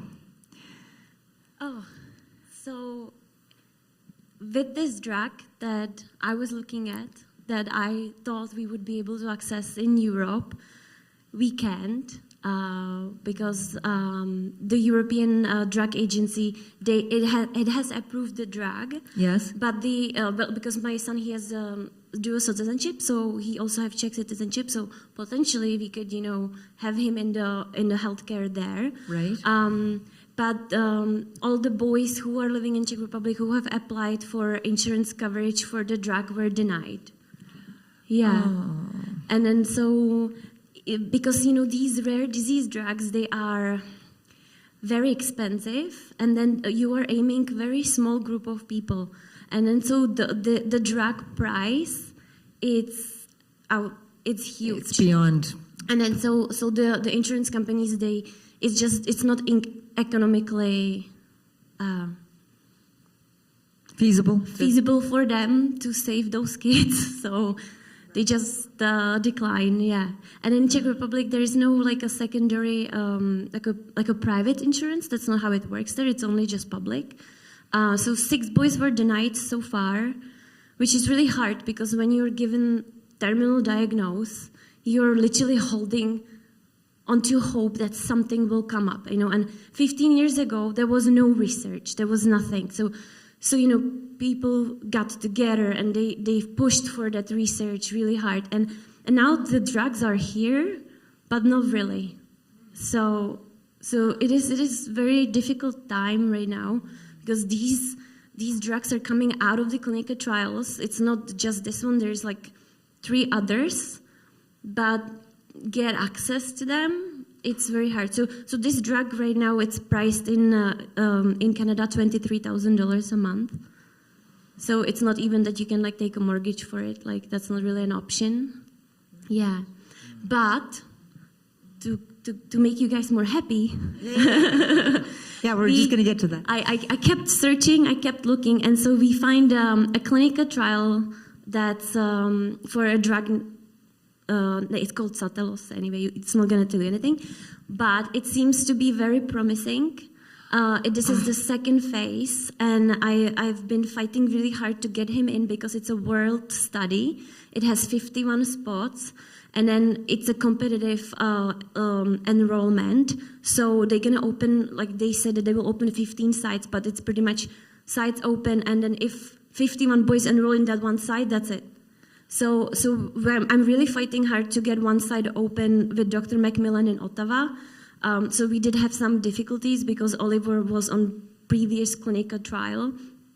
And then so that clinical trial was not allowing him to join another clinical trial, so I needed to get him on commercial access of this drug. So I could show you a photo today. I went to the pharmacy, and then they showed me the drug that I picked up in pharmacy. I still don't know how much it's gonna cost us. Well, they gave us 1 bottle. I know how much it's going to cost. It's $7,000 a month. But now the distributor who brought it here to Canada, it's different drug than I am talking about here. It's the one that it's so complicated. I don't know how to explain it. Okay, you're doing great. You're doing great. But it's good. Like we are getting into the clinical trial. We are hoping to go in 2 weeks, and in the clinical trial process, you're kind of safe because they take care of you. There is the funding for it. And then, yeah. Wow. Let's hear it for that. Let's get behind that. Thank you for sharing all. You took us on the full journey, but that's important for us to know, right? You're going through this roller coaster. Oh yeah. You know, we support you in what you're doing because that's hard for most of us to comprehend, quite frankly. But I'm glad that you're seeing you don't stop. As a mom, no. Like let's hear it for the moms. Not stopping, we're not giving up. You know, really. Yeah. Thank you. Well, that's the thing. Like, there's just like there's just these obstacles in your way, but they're like, but you can conquer them. Like you feel this is like something is just like it's a bureaucracy or something. It's like, but that should not stop my son having that drug because it's like now it's here. I can see the drug, and then you see the other parents and kids who are on it, how different they look. And like we just had a family forum for Duchenne, Defeat Duchenne Canada last fall, and I went there, and then there was a boy who I don't know what he was on, but man, he was 20 and he was walking, and then this whole family forum, I was not prepared for it because. You know, I'm just trying to like, maybe Ollie's gonna walk till he's 15, you know, like that would be cool, like, you know, or at least through the teenagehood, like I already made a peace with him being in the wheelchair. I just can't imagine him losing his hands. So he would not be able to play puzzle or like, you know, like, I just want him to eat and like, just live a normal life. Yeah. So I'm okay with the wheelchair, but the rest, I'm just not. Yeah. Sorry. No, don't be sorry. We really appreciate you just being real with us. And you're a strong woman. And if he's got you behind him, then that's the biggest thing. The drug is important, but you are just as important, right? The two of you together. And I'm going to give you just a moment to just kind of, and I'm going to pass it on to Christy for a second. And, you know, Christy... you've been facilitating for a long time. Christy and I started together way back when. But you are also, well, you're a heart mom. You're a medical mom. So how was it for you working on this story? Like what resonated with you as also someone who's been in some, you know, some really tight situations? So Melanie's keeping it light with this question, just in theme with the night tonight, right? Yeah. I have to say that Nicole and I met because she did the Shoe Project, which is done by the YWCA. They bring people together who are new to the country or have been here for a while, but are new Canadians. And they have them talk about a pair of shoes. And so I saw Nicole present on stage, and she was talking about the ski boots. There was the picture in the story where she's holding her son, and he's got the ski boots on.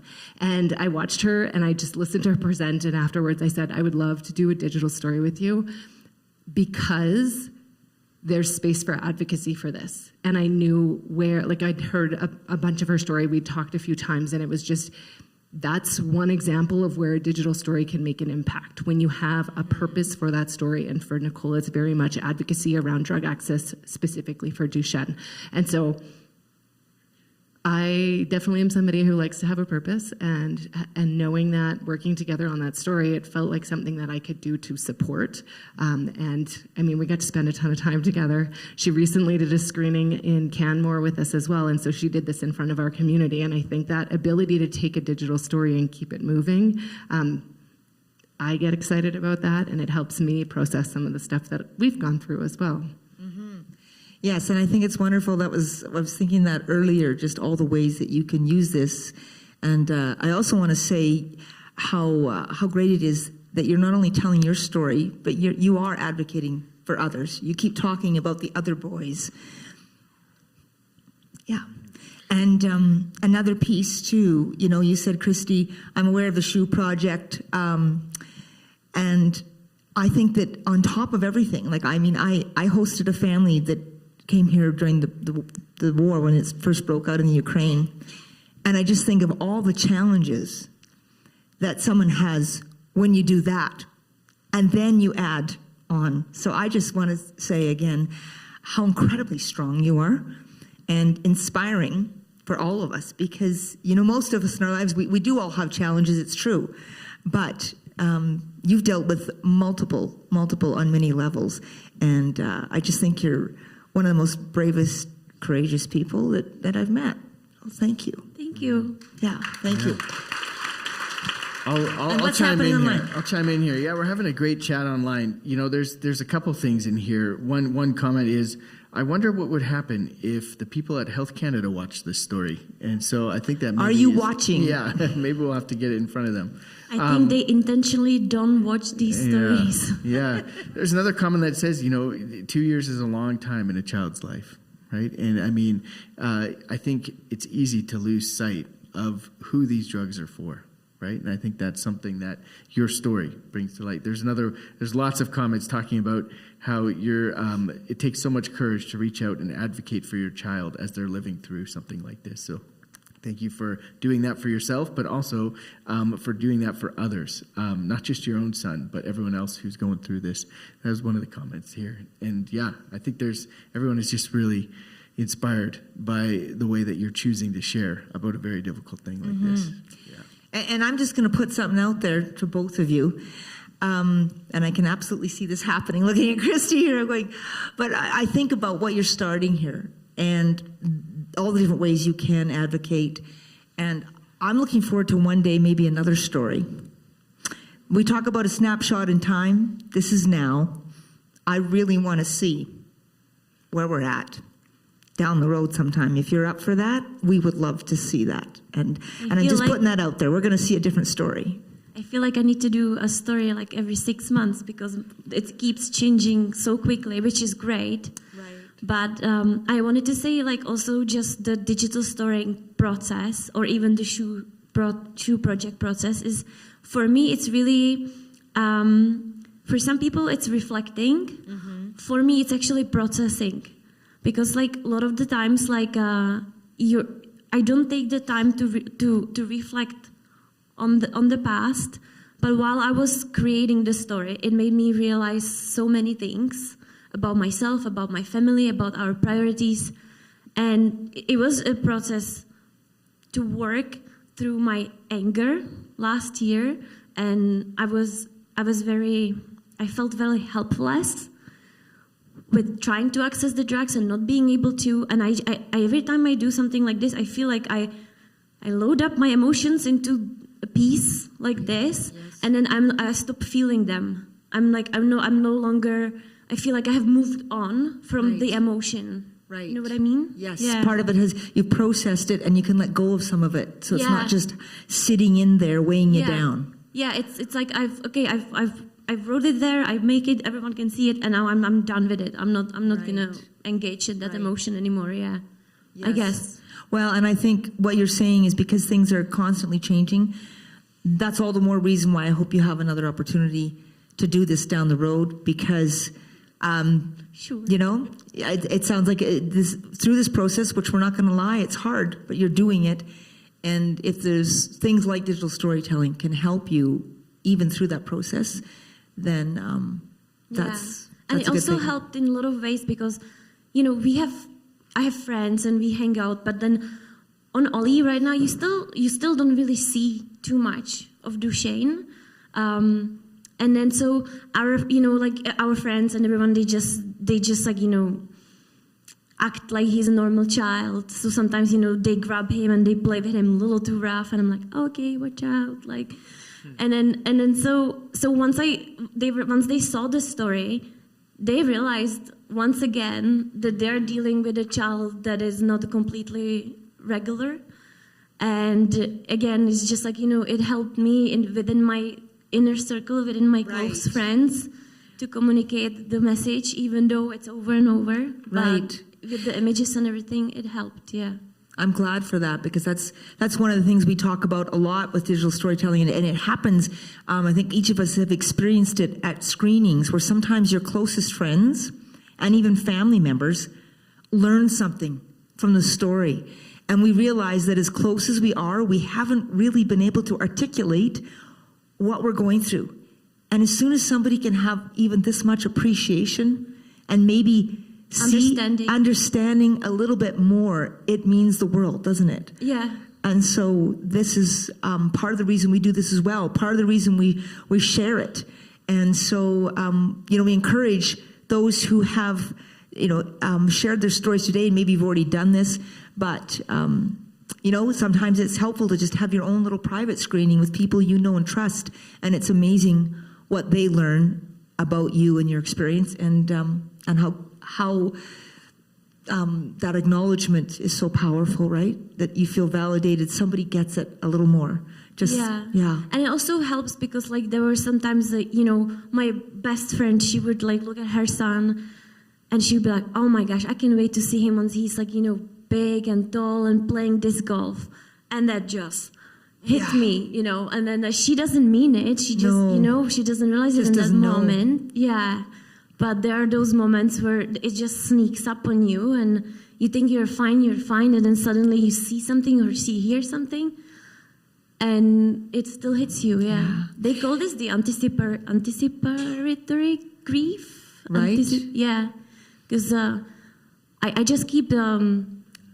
So the thing is, I need to keep an eye for the decline, right? Right. So I've been told at like the neuromuscular clinic, is like, so note something that he does on an everyday basis. So when he goes up the stairs on the bus, knows which legs, you know, what he's holding onto, or how he goes into the car. Like, watch him, the way how he gets in, because once the decline comes, we're going to have to make adjustments. You know, we're going to have to support him a little bit more with the wheelchairs and electric wheelchairs and all of that. And then so I have all of these images in my head, and now, you know, winter starts, so he's wearing this bulky snow pants, and he started getting into the car differently. And I'm like, is this the decline? And then no, it wasn't, because now the bulky clothes is away, and now he's back to the before. Okay. But, you know, this is like you're on constant watch for the shoe to drop. Right. Yeah. Yeah, you're waiting for the shoe to drop. Well, I hope that... The other never thing I'm drops. thinking about... I hope it never drops. I hope it never drops. I still hope, yeah. And I do hope because of this medicine. Because if there was not the science, if there wasn't there, then there would be no hope. I would just have to grieve through it and accept it. But now I still can hope because we have the medicine, right? Yeah. So it's awesome to have the hope because I can delay. Right. And in the meantime, I hear you just when we were waiting for everyone else, when you guys were having your chat, I'm also amazed because while you're waiting for the hope and you're dealing with these really tense situations, you are also planning your son's birthday party. He plays in a hockey league. And World hockey. Well, it's like with the wheelchair. With the wheelchair? Yeah, they played this weekend, and they were 4th out of 12. Right, 4th out of 12. Let's hear it for that. Yeah, I know he he's got a watching. medal. 4th out of 12 is great. Oh, yeah. And you're having a birthday party this Sunday. So again, it's this, you're able to sort of have the parallel experiences happening simultaneously. You're doing all this work. You're being hopeful. You're trying to overcome all the barriers. And in the meantime, like every mom, you're trying to keep things going through the normal life, having the birthday parties. Yeah, I think it's really noticeable in the images, like focusing on the positive, finding the things that bring joy to their family. You've done an incredible job of that. Thank you. Thank you very much for being here. Let's hear it again for Nicole.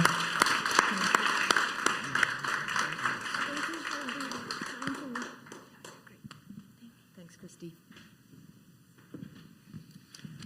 Okay. I think we are on to our final story. All right. And now it's great, the range of kinds of life experiences that we get to explore in the Story Slam. And our final story, it's called The Invisible Child, and it's about growing up in Middle America in the 1950s. And the storyteller is Greg Kemp, and the facilitator is Heather Knox. And for our final story, let's all just, first of all, take a breath. Can I just, everybody take a breath with me? All right, we're just kind of refreshing. We have one last story. Let's just enjoy this story. Well, as Mike says, it's going to be, we're going to have a great time, even though it may be a hard time, we don't know. So anyways, after this story, I just want you to, again, share one thing that stood out for you in this story, okay? So here we have The Invisible Child.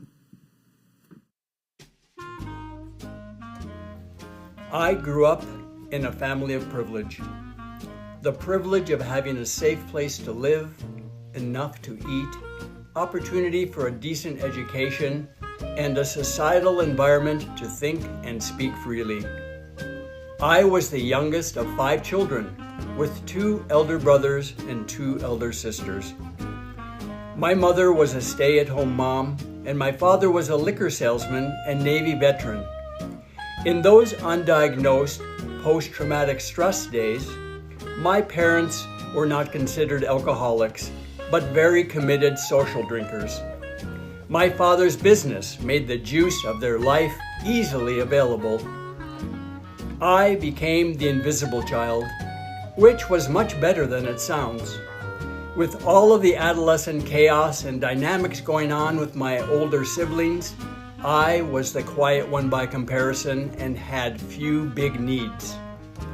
Despite my clarity of memory, I have very few recollections of interaction and relationship with my brothers and sisters. My sisters also confirmed that they have very few memories of me as a child in the family. I can see our familial home, street, backyard, and neighborhood very clearly and have revisited it in Minneapolis a few times in my adult years. As many children of that era, I was allowed freedom to leave the house early and not come back for many hours, returning only for lunch and dinner. One of the great privileges of my youth was being able to spend 3 months each summer at my grandparents' cottage in northern Wisconsin. Nestled in a pine and birch forest on the shores of Lake Catherine, it was a natural paradise where I spent the first 11 summers of my life, communing with the spirits of nature. I was given the freedom to roam the lush forest, row the crystal blue lake, explore and investigate to my heart's content. This large cottage was a family hub that slept 18 people, so many relatives came for a summer break. The adults enjoyed their summer holidays and partied daily, as was the cultural habit. I particularly found joy being in and on the water. Swimming was a daily occurrence in the rather cold water, but the rocky shore always was warm in the sun. A small green rowboat became a favorite mode of lake transportation and vehicle for looking deep into the clear, clear water. The boathouse next door hid schools of small fish waiting to be caught and eaten for dinner. Although there were some rainy days, being indoors only fed the fire of being in nature on the following day. I see that being the invisible child was a gift that propelled me into the world of nature. Some might consider my parents' behavior toward me benign neglect, and it may have been, but regardless, I am grateful that my familial situation propelled me into a loving relationship with the natural world. When I look back at my life in the family, I feel very fortunate for the course it offered me and how it contributed to the person that I am today. I cannot know all my parents' suffering that precipitated their behaviors, but I extend my gratitude and blessings to them, knowing that they did their best under the circumstances.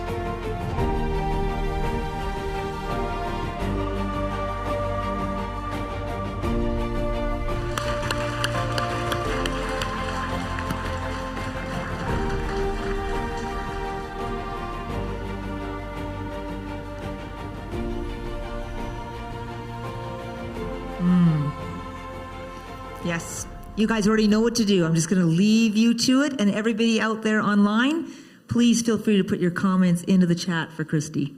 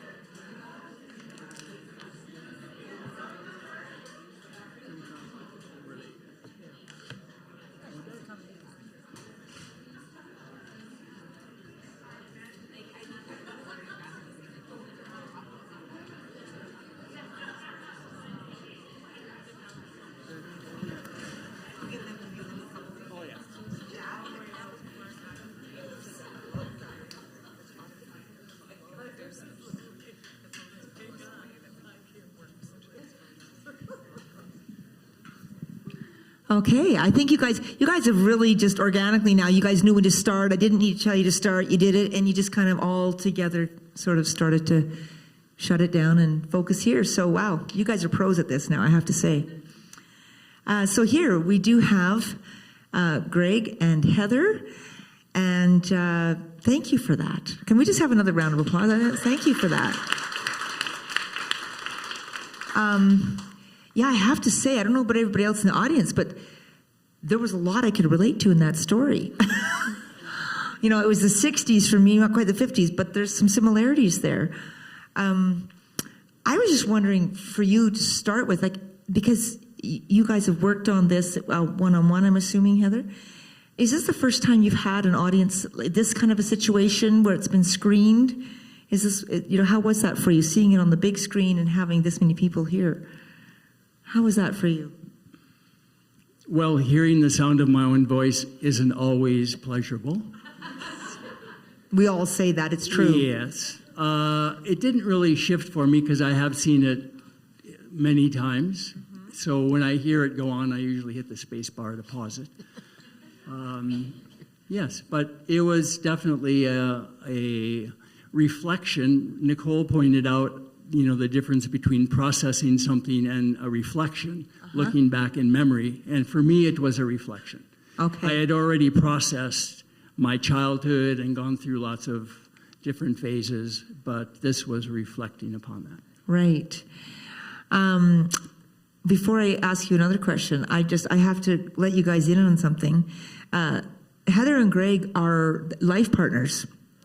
So this is really interesting. I want to know, Heather, as a facilitator, how was it doing a story with your partner? It was really easy and really fast. Greg and I have worked together for more than 20 years, and now we teach the guided autobiography classes together. Okay. And this was his story he wrote on family. And so I challenged him to take it from 1,000 words down to 200 for a short presentation he was doing. And then I let him bump it up to 400. And so this was this version. And it went quickly. His photos were already digitalized. They were awesome photos. They were awesome photos. He knew which ones he wanted, where they were. Boom, boom, boom. I was like, I wish they all went this quick. Right. And so, Greg, what was the most meaningful part of this process for you? I mean, you say it was reflection, but was there anything in that process again that you weren't expecting? I mean, I know you've got experience with Gab. Was there anything that stood out for you that was either more meaningful or something different than you expected? Well, it was pairing the story with the photographs. Okay. Because seeing the childhood photos, I had written the story without the photographs. Oh, okay. And then pairing them with the photographs, that really added another dimension. And so to see my parents dressed up in a tuxedo and a fancy gown going out on the Saturday night as they did, it had a whole nother level of compassion and realizing that they had done their best, that they really, under this, how could I expect anything different from them?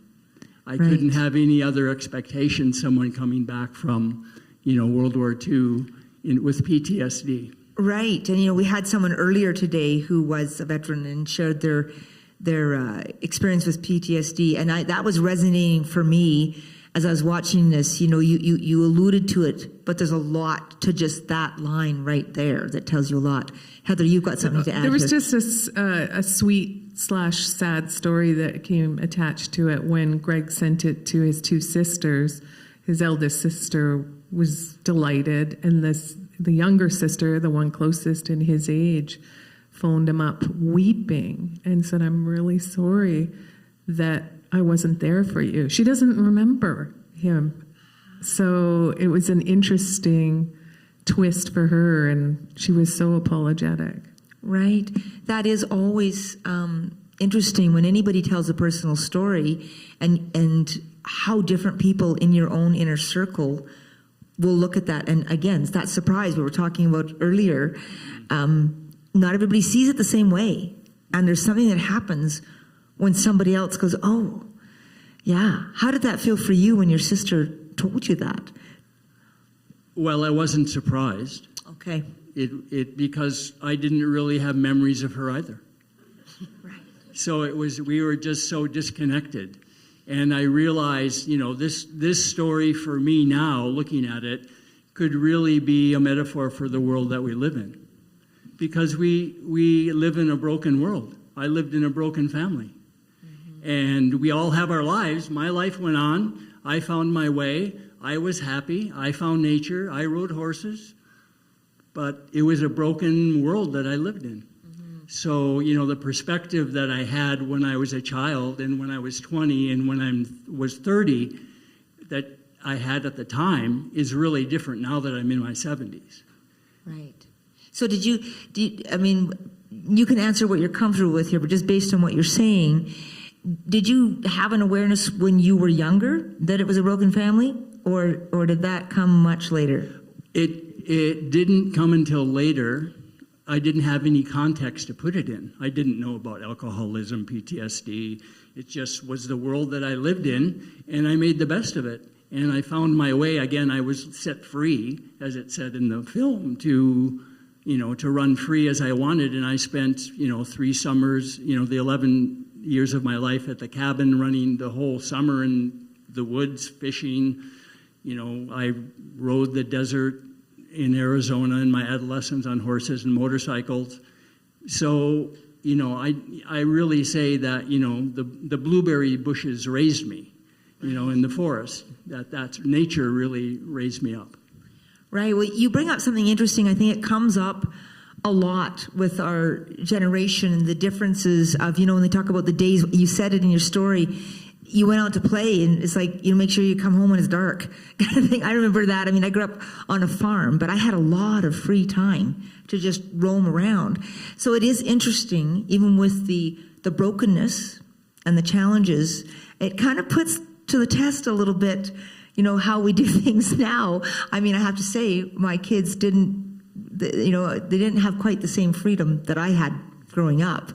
And our awareness about some things, is greater. So we're trying to prevent this and we're trying to ensure their safety and protection. But this story kind of opens up that whole conversation about what are the benefits of just having some freedom. Yeah.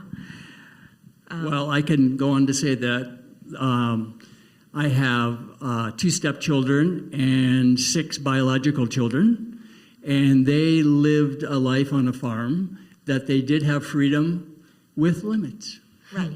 Right. Freedom with limits. That's a good way to put it. Yes. Can I jump in and jump in, please? And thank you for reminding me to jump in, Christy. I appreciate that.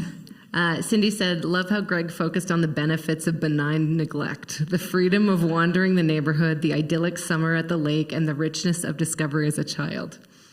And another one from Carolyn just said, your capacity to understand and appreciate your parents really resonated with me. Your emotional intelligence is a wonderful example of how to shape difficulty into a gift. Thank you. It's interesting, just because I'm going to change it up a little bit here because we're on our last story, and I just think this is something that maybe more people in the audience can relate to than we think of. Is there anybody there that wants to share one comment that came out of their little chit-chat? Does anybody have anything interesting that came out of their discussion that they might want to share? Yes, go ahead. Who took the photos? That's my question. Who was that good photographer? Exactly. And then he ended up having his partner. You are an amazing photographer, but you didn't take these pictures. But we're visiting Calgary right now, and I'm with my 80-year-old aunt, and I'm gathering all the photos of my mom and my great-grandma, photos back to 104 years ago, and they were amazing photos as well. I have no idea who took them either. Right. So, yeah.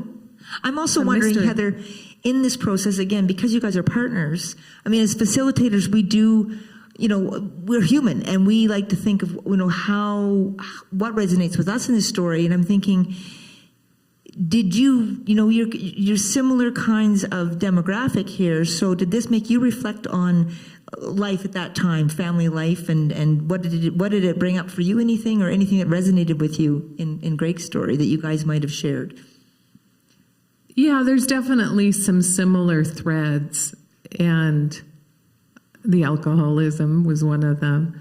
The smoke was, we've been reflecting on those, so yeah. Yes, we talked about that. I grew up in a blue haze.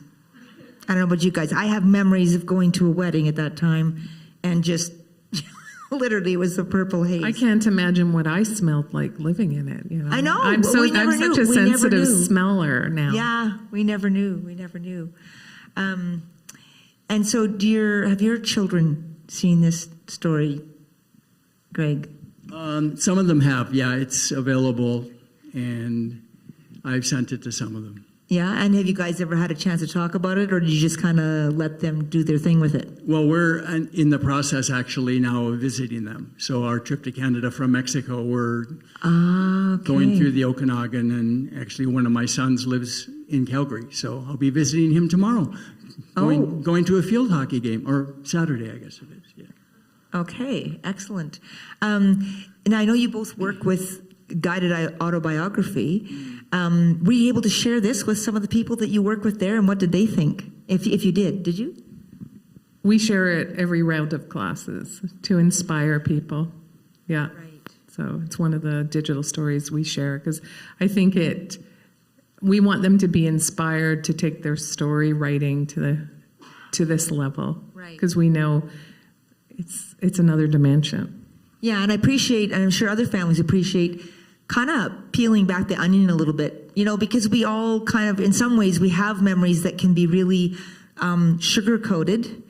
And you managed to find a balance, I think, that I really appreciated of, because I'm not a stranger to alcoholism either, and we all sort of saw it as social drinking and right, social. What was the term you had? Yeah, what did you call it? The juice of his. The juice of their life. The juice of their life. Okay, Christy has something over there. Well, I'm just thinking on that topic, the juice of our life. Maybe we need to go have some beverages and continue these conversations after the screening. That's exactly what I was thinking. But I think what we appreciate is that you were able to go there, but you're also able to reflect. This is the idea in digital storytelling. It's my last thought I'm going to share, is that you can't choose what happens to you, but you can choose how you tell your story and how you connect to your story. And I think this is a great example of how we can look back, we can take an honest look back, but you were able to then look at it maybe from the perspective of, they did the best they could given everything. And I think all of us have a certain amount of that in our families. And I think that's a helpful and healing thing to do. So thank you again, Greg, and thank you, Heather. Oh, wait a minute. We have one more comment. Yes. I just wanted to ask Greg, I hope it's not too much. I just wanted to ask you, what is your relationship with alcohol? Being like ready. Greg. Well, I have to tell you that in my adolescence, I was adverse to alcohol. I did smoke a little weed in my adolescence, perhaps as a reaction to that. And I probably have 2 beers a week with meals. That's it. Hey, wow, I love it. I love the honesty, man, on the spot. We tell it like it is here at the Story Slam. Thank you.